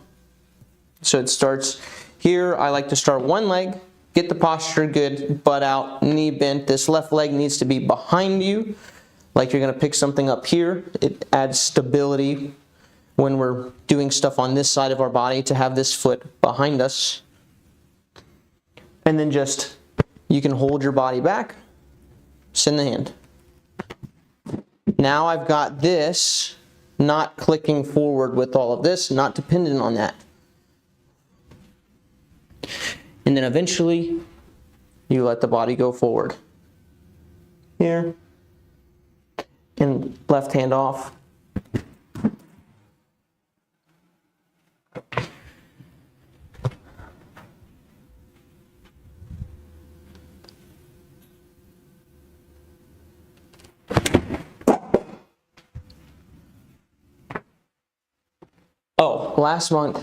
Jordan McLean. Last month we talked about arm speed and I've been doing standstills drills for that.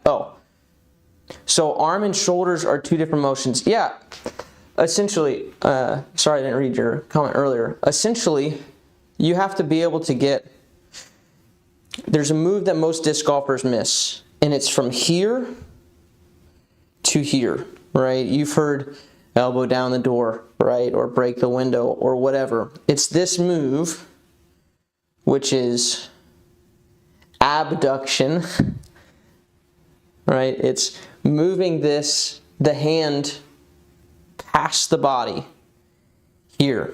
Because I can only throw so fast if this is tied. If this hand's tied to my body, how fast can you spin your body?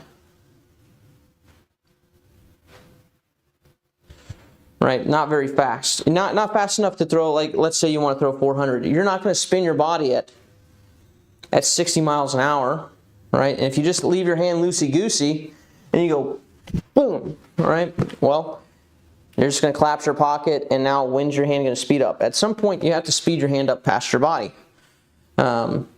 Just so happens, if you can do that at 60 miles an hour, that's 400 feet with like decent nose angle and stuff. So we've got to get this hand moving past the body. Very similar, think about like pitching or something, right? They're not like this. Ugh. It's like, okay, this shoulder motion, cool, right? But that's not the whole motion. You've got to have the hand pass. So yeah, they're different motions, right? Or you can say it's all one motion, but the hand has to go past just the shoulder, right? If you just try to speed the shoulders up and never speed up the hand, that'd be like a pitcher going, right? There's got to be some point where the hand is faster. Certainly not a perfect analogy because that's using trail shoulder and lead shoulder differences, but yeah.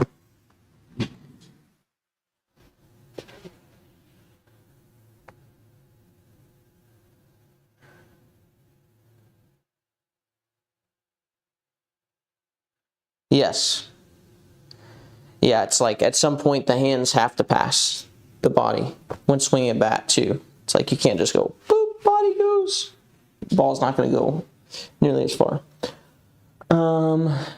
What do you think of Leon Sonleitner's, don't know how to say his last name, sorry. I don't know like the rules. Teaching on YouTube. I haven't seen everything that he has yet. I need to spend more time going through his content. It's not even that much content. Here's what I know I like. I like how he talks about hip movement being a byproduct of planting, getting that foot out in front of you. I know that I like the emphasis on kind of the straight walk up and not like walking up diagonal. I think those are the only two videos that I've seen. I know he did something about nose angle in the arm because I saw some stuff on our Discord about it. where the arm's like totally loose. We just talked about that. Like the arm can't be totally, like loose muscles are good, but a totally passive hand is not good. So I don't know exactly what he said on that.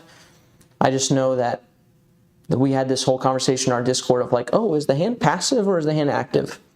The arm is loose and the hand is active. Just like if you were batting or throwing, you wouldn't be like, oh, the hand is like totally passive. But it's a little bit different because we're here, by the way. But yeah, the hand has got to move past the body or else the body cuts off the hand. So you can't have a passive arm. You should have a loose arm. Loose is fast, but then you got to move the thing quick. So yeah.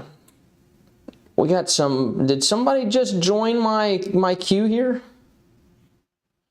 Did we add a person to the form reviews?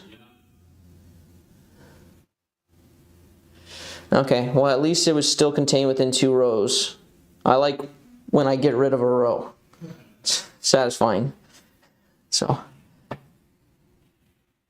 Okay.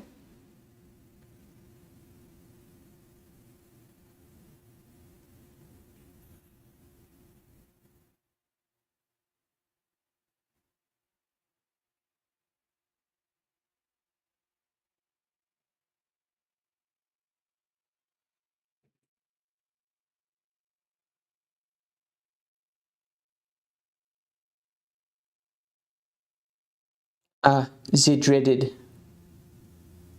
horse stance, as Seabass so coined.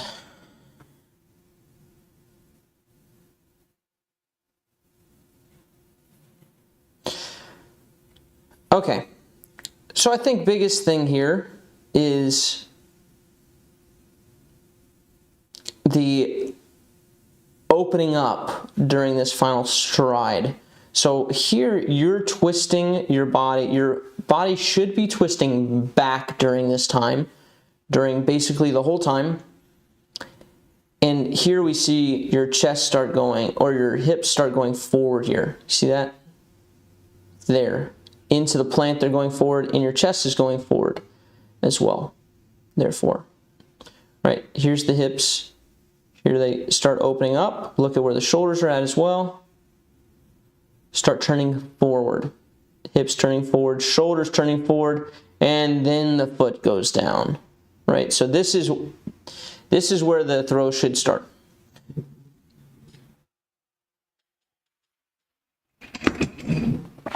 So you turn forward a step too early. I think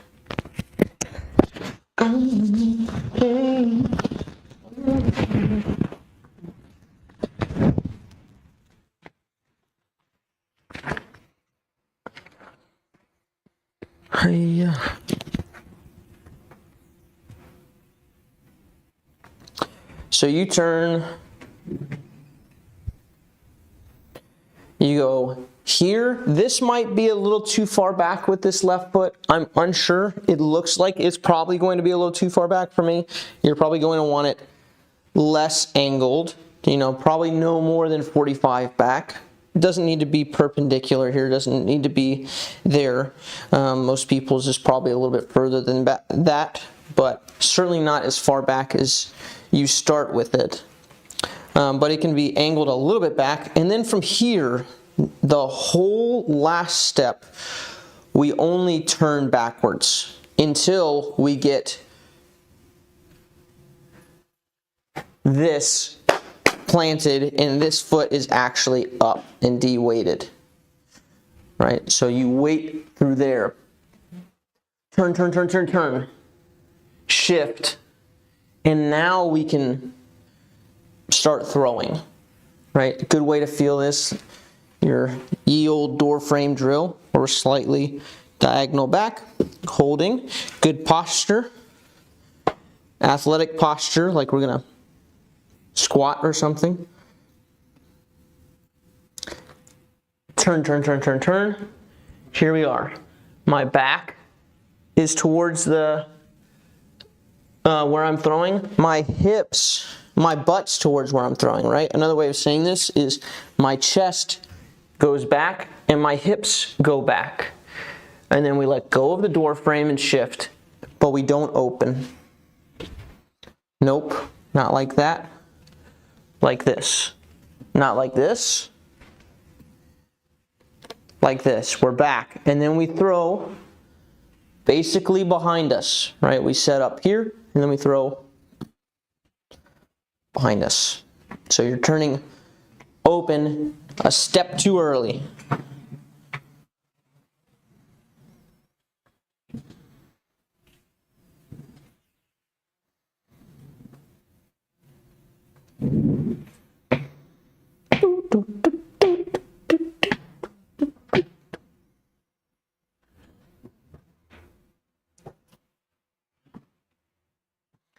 Absolutely. Guillermo.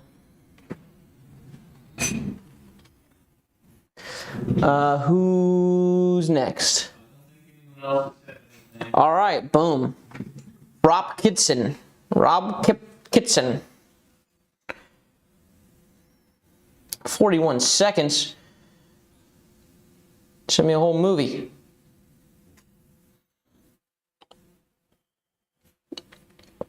Let's see.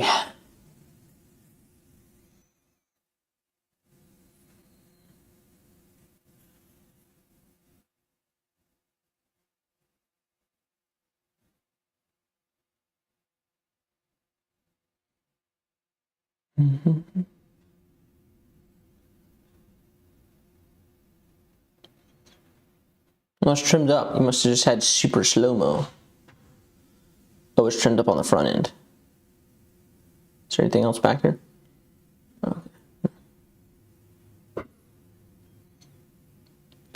Okay.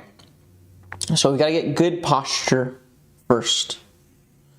We build off of good posture, and I'll show you that in a second. But your butt's too underneath your body here.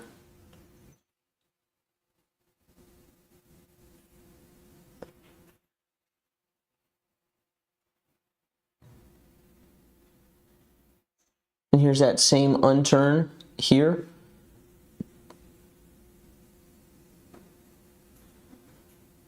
See how the hips went forward and the foot's still going down? Right, very open. This is where the swing's starting. When the foot goes down, it's like, okay. So he's got like half a swing left, basically.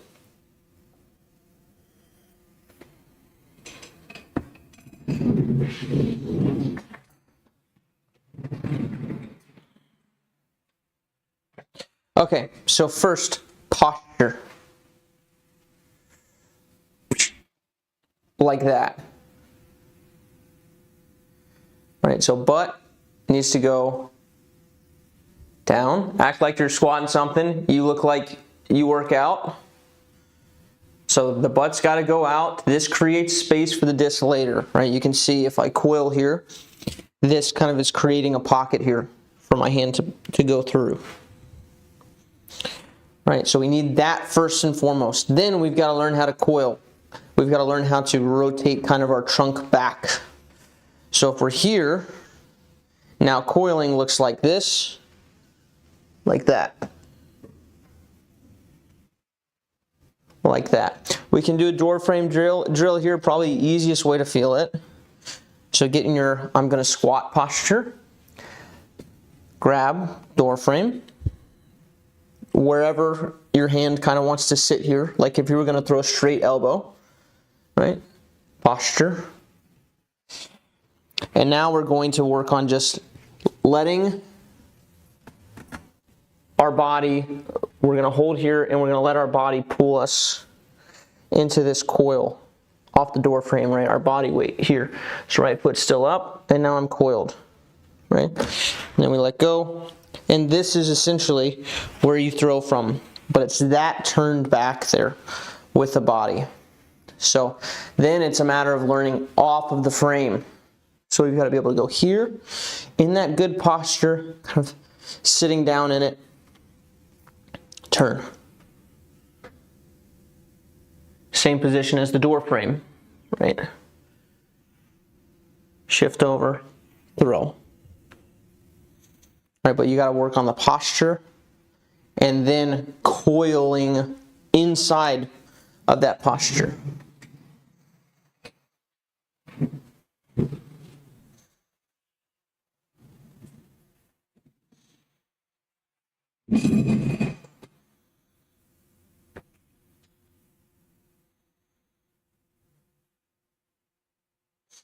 Okay, Papa Talk.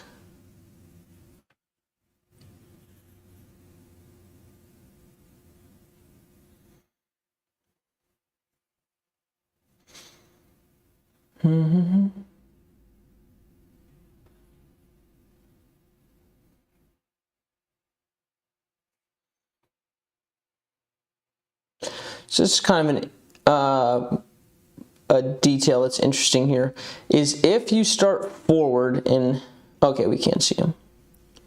If you start straight forward like this and your left step goes all the way 90 like this, it tells your body like, okay, we've got to whip these hips around because there's actually tension here, right? We've got to whip these hips around and it wants to whip them too far. See here how this step is now a little bit further back and the hips are already sliding back. That's probably a bit too early for your hips to go back because the hips are all the way fully back here, right? So if you were going to actually coil from this point,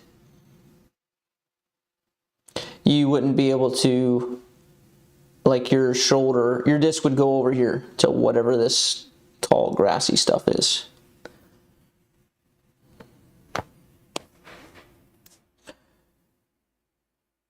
So we want to set up a little bit better. It's causing you to kind of want to uncoil here. So your hips go from back to totally open. So they're already kind of donezo, right? It's causing you to spin around here. I would work on this for forward like this. This first left step, we don't want to flare all the way here because now it's telling my body I need to whip this foot around to get back to where my hips are kind of wanting to go.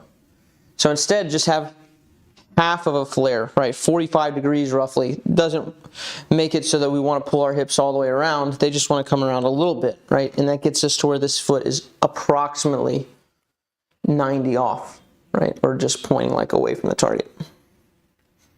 So adjust this step here, slight flare. So 45 degree, 45 degree. Now you can get through this step without going totally backwards, right? So instead of going here and opening, so you're going twist, twist, untwist, you need to go baby flare. Now we're just side on, and now we're going to go through the next step and stay basically side on. Maybe it turns a little bit, all right? But we stay basically side on here, and now our hips actually turn back during this next step, right? Versus if you're here, your hips can't turn back, right? If you're going step, step, like you can't actually turn your hips anymore because you'd be over here and trying to throw this way. So that doesn't work. So it goes boom, boom.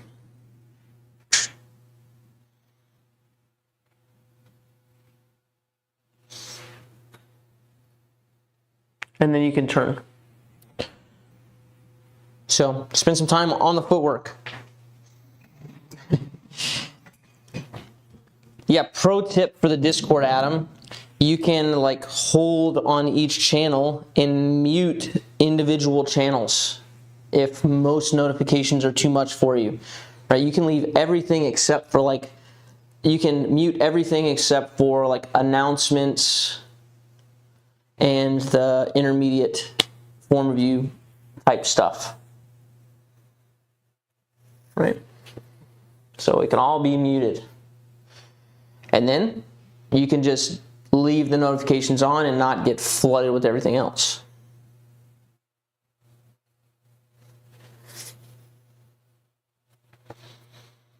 Okay, next is El Bung. El Bang. Bung. Worked on fixing right foot perpendicular to target line per last month's feedback. So maybe here. Oh, well, great. He did it. Okay, well, it's still a little bit forward, but it's not like unworkable forward. So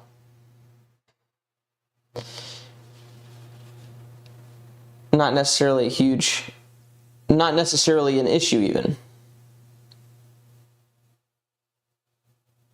But this is going to give you problems, I think.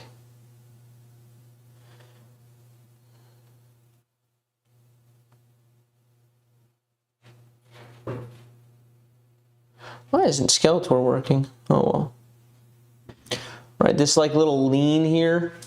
So now you got to work on posture and maintaining balance through the next step. Woo!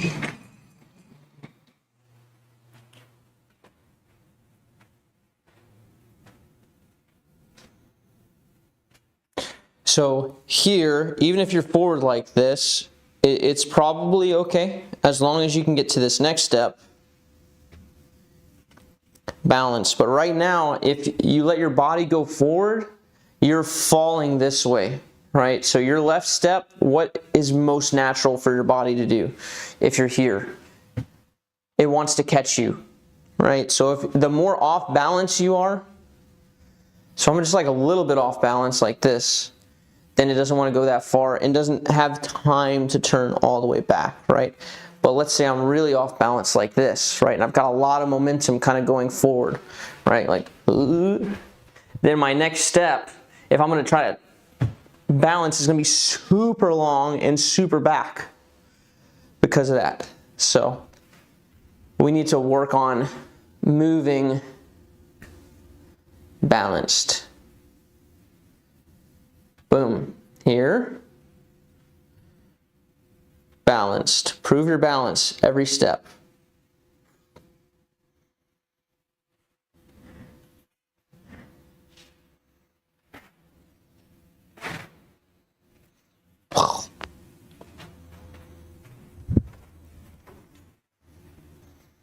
So here, sometimes I do it with my hands in my pockets. Not necessarily recommended, but proves to me that I'm balanced, centered, right? If I was here, so get this lean out. Everything should be done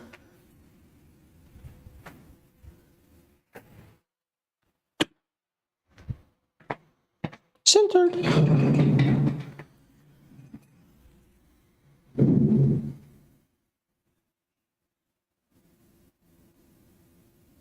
Yeah, because that's causing all the rest of the problems.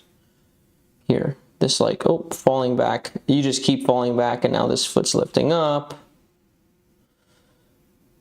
Right? Because you got to go from here .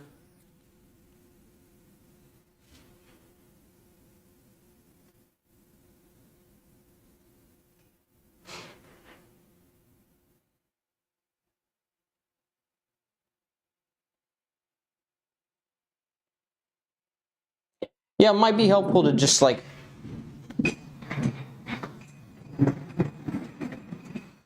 go through. Just like,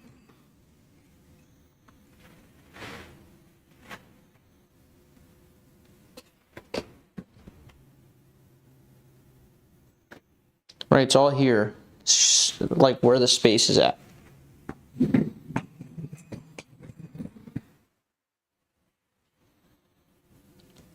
Right. Here's my coil.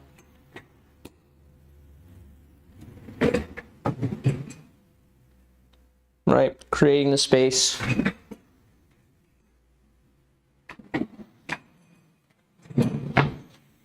Because that's the goal, right? Because you got spacing issues and all that. So sometimes it's helpful to just think like, what is the goal here of the posture? Is to create this room so that I can move something directly, quickly, efficiently.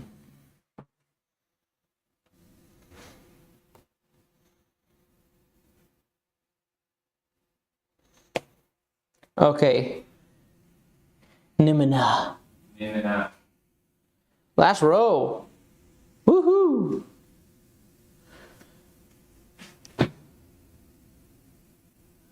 Wait a second.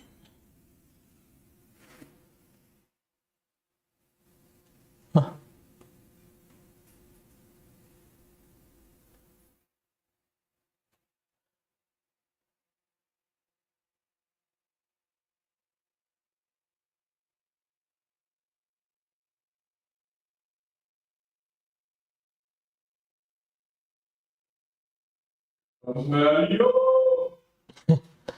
Yeah, too upright here. The shoulder's very like, the elbow's very lifted.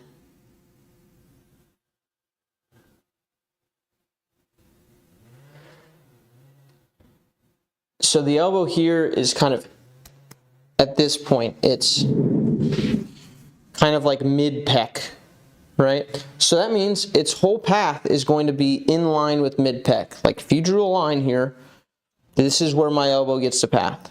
Mid-pec the whole time.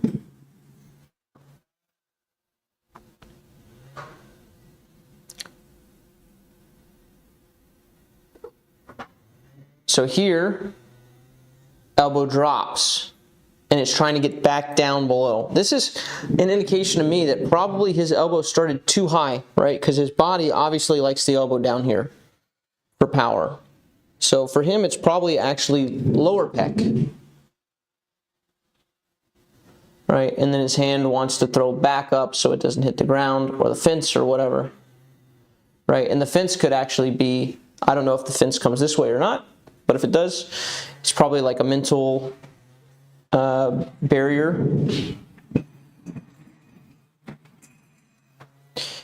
Because your body's going to try to do weird stuff to get around that. But the height of the elbow is not as important as like where you find power, right? You've got Albert Tom, for example, who finds power down here, Simon Lizotte down here.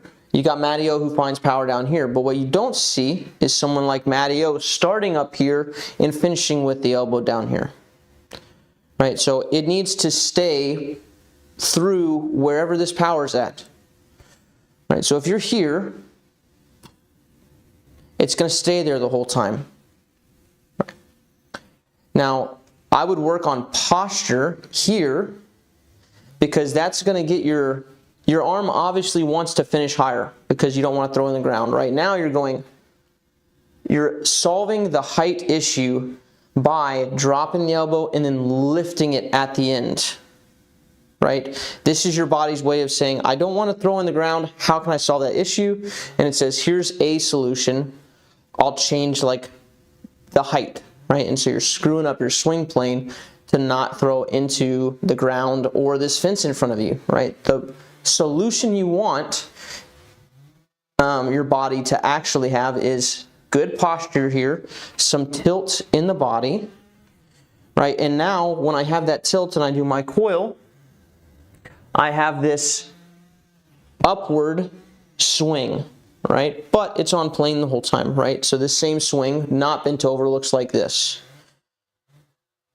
here, right? But when I bend over, all of a sudden, that same movement sends my hand upwards here, right? And this is all you need.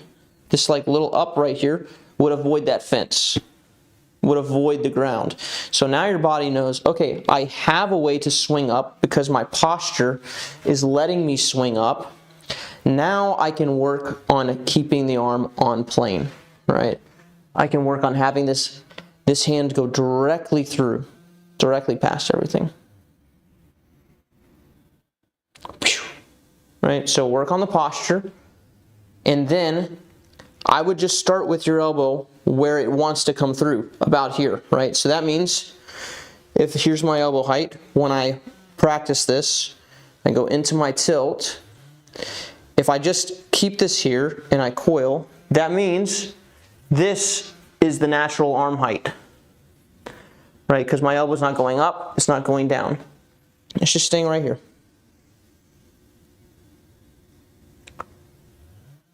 And now I'm set up to throw on plane.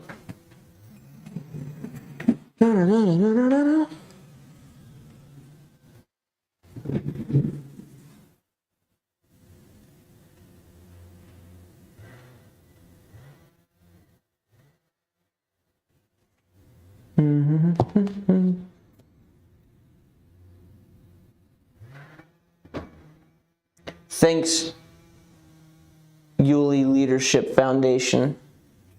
Would that be Steven that we're talking to?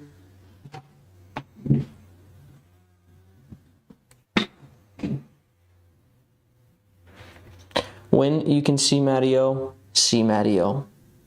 Quack is next, Mikey.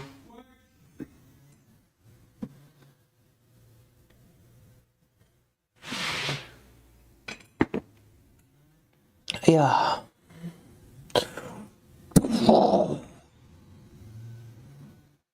Nice rhythm. Boom, boom, woo-cha. I don't know how to explain it to you guys, but that's good rhythm. It's duk, duk, load, go. Yeah, nice. This guy knows how to move a disc.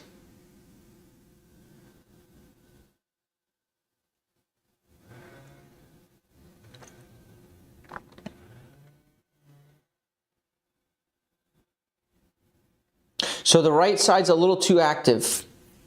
I think you could actually get a little bit more coil with the shoulders. Like you could probably take this a little further off the shoulder, like coiling the torso back a little bit more. And then we've got to quiet down this right arm here, because you see how this right arm pushed your shoulder forward? The right arm coming in started pushing this forward, and now you collapsed your pocket here to where your biceps like touching your chest. And so now the disc doesn't have room to like clearly move through, so it does some weird like redirecting things in here. And you end up throwing out from your right pec.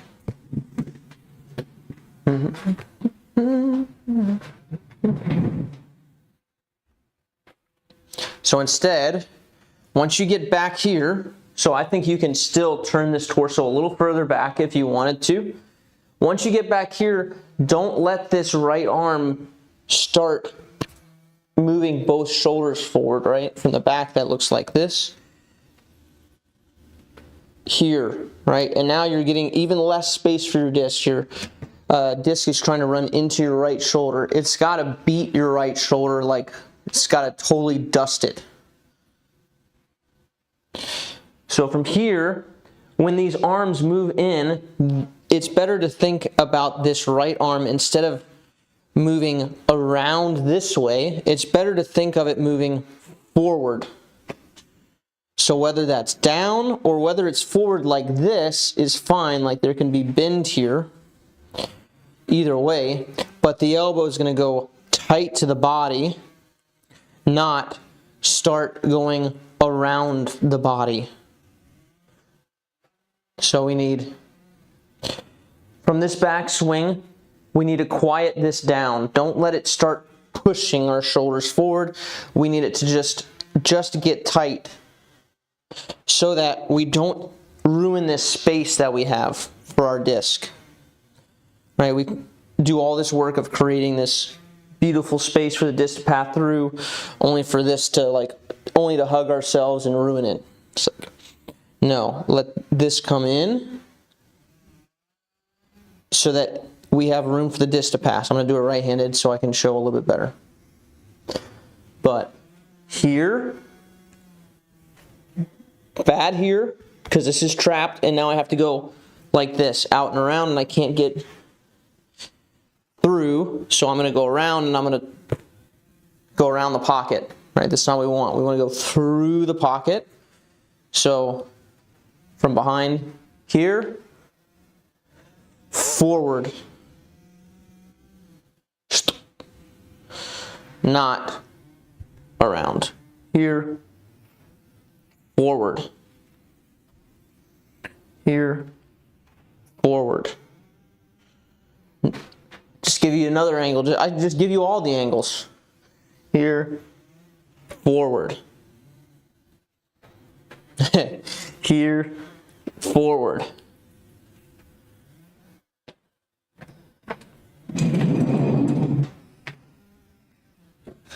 Da da da dee da da dee da da.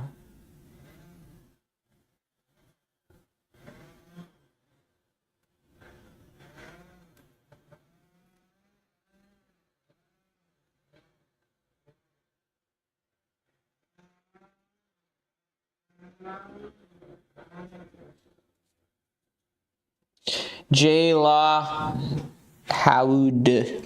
Yeah.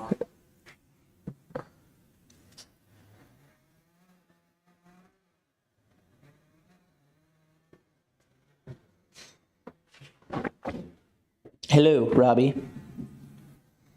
Will Banks. Ooh, down the line. All right, let's see. I think this guy might have given me a down the line shot before, maybe even on this same hole.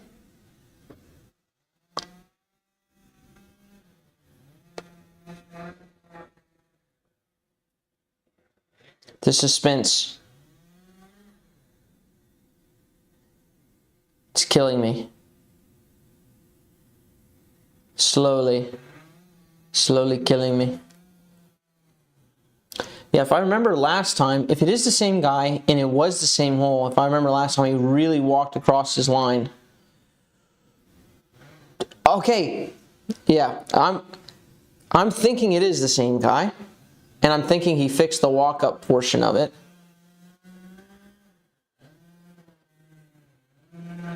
Because if I remember correctly, he was walking this way, like he was really stepping across his line. So now you've created, okay, so the aim. There are three things for our aim, and you fixed the first of the three.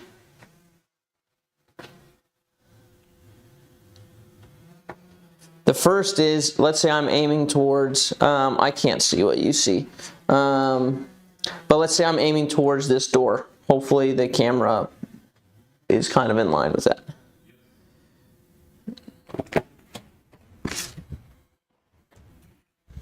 Obviously, if I'm throwing that way, and I walk this way, and talk this way, I'm going to have a hard time hitting my line, because it's going to force me to go around. Okay?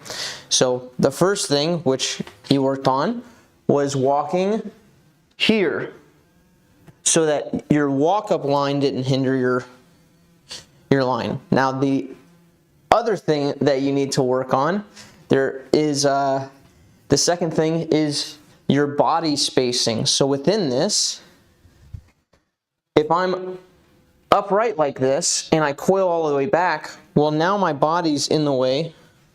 Sorry, go here. Now my body's in the way of the line. Right, because I'm too upright.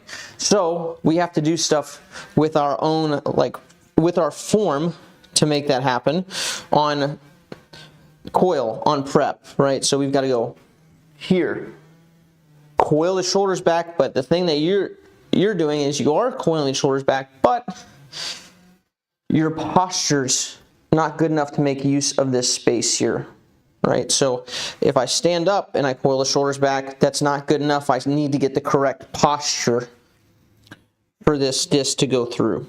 Right, and the third thing is, then you actually have to move your hand through the space that you created. So we create the space by walking up, and we create the space with posture. Then we have to move our hand through the space that we created to hit our line.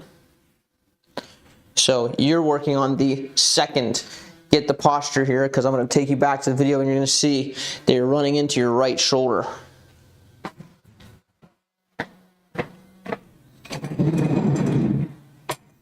You guys just got a sneak peek of video that we'll be filming at some point in our lives, unless we die or the Lord comes back.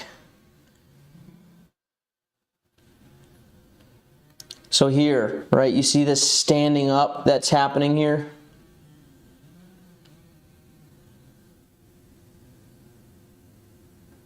It's taking your space away. The space that you worked so hard to create with your walk up. Who knew? You took it away from yourself. Just like that. Your posture just robbed it. Right, so don't stand up at the hips. Stay over the shot, basically.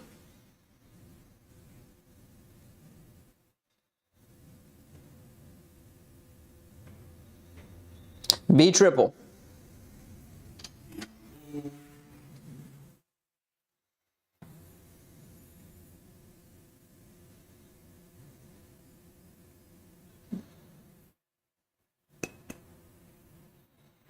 It's a slow one, Mr. Grinch.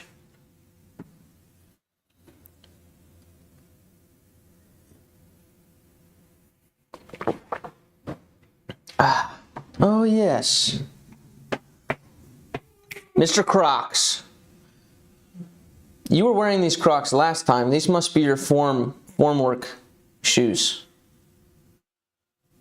I'm hoping it's not the same video as last time.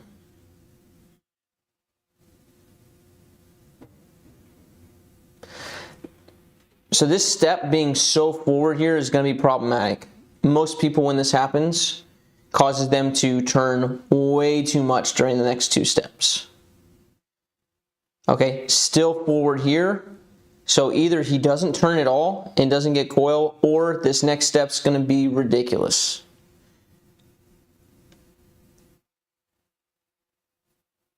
Well, you know what? I lied.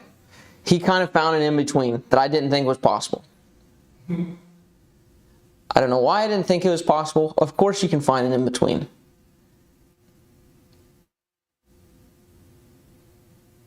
Can he coil? Oh, the uncoil.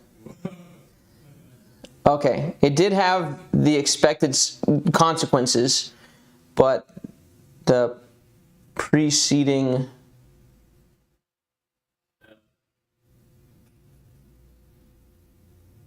But the prerequisites weren't there.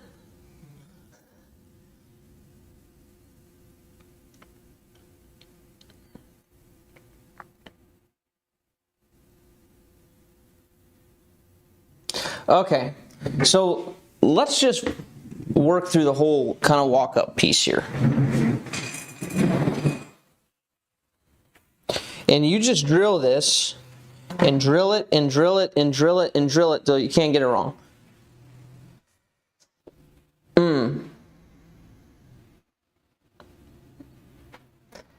Here, flare. So left foot, flare. This is the first left step, right before we go right through the X step.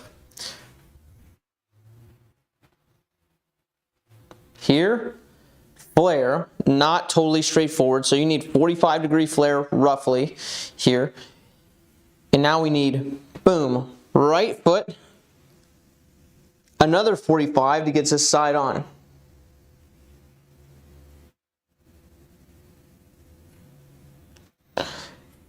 Now, that takes us through this X step sideways.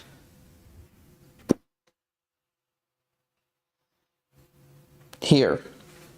So somewhere about here. This step can be anywhere from about here to about here.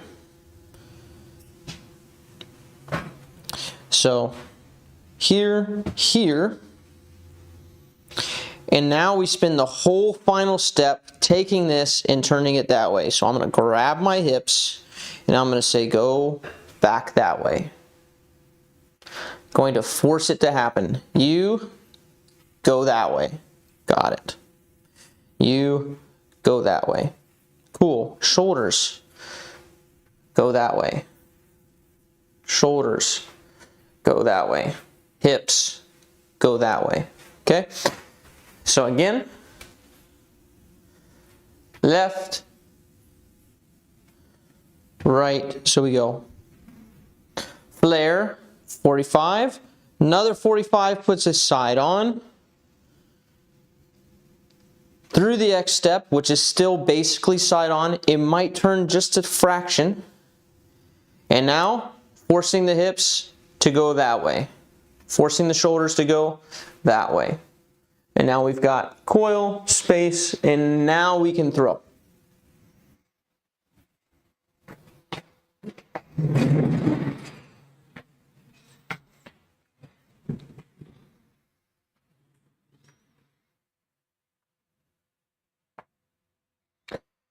Delete. Boop. Bloop. Delete.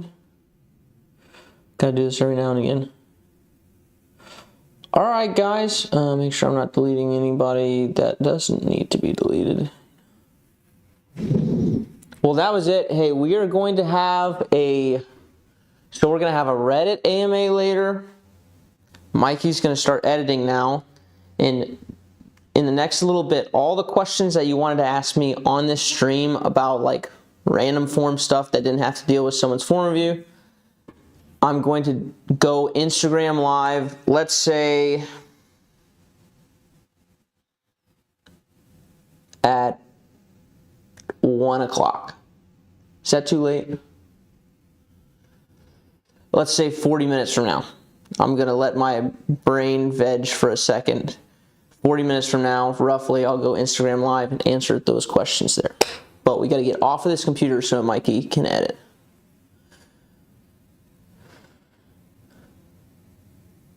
Yep, Reddit AMA is going to start, I don't know. What time are we starting Reddit AMA, Mikey? 4? 4? Sure. Yeah, we'll probably go 4 Eastern to, I'll be on probably till, I don't know, midnight or something crazy. I don't know, maybe 10 o'clock or something like that. Okay, guys. One last time, if you came in late and you didn't see, we've got these on the site right now. We have not publicized to everyone that these are on the site. That review goes out probably Monday. So by the time Monday hits, these are going to be gone, probably. So our live streams don't get a lot of love. So we'll show you guys a little love. It's a hex. It'd be a hex. Max away to hex. Mikey's on the stamp art. All right, guys. Thanks.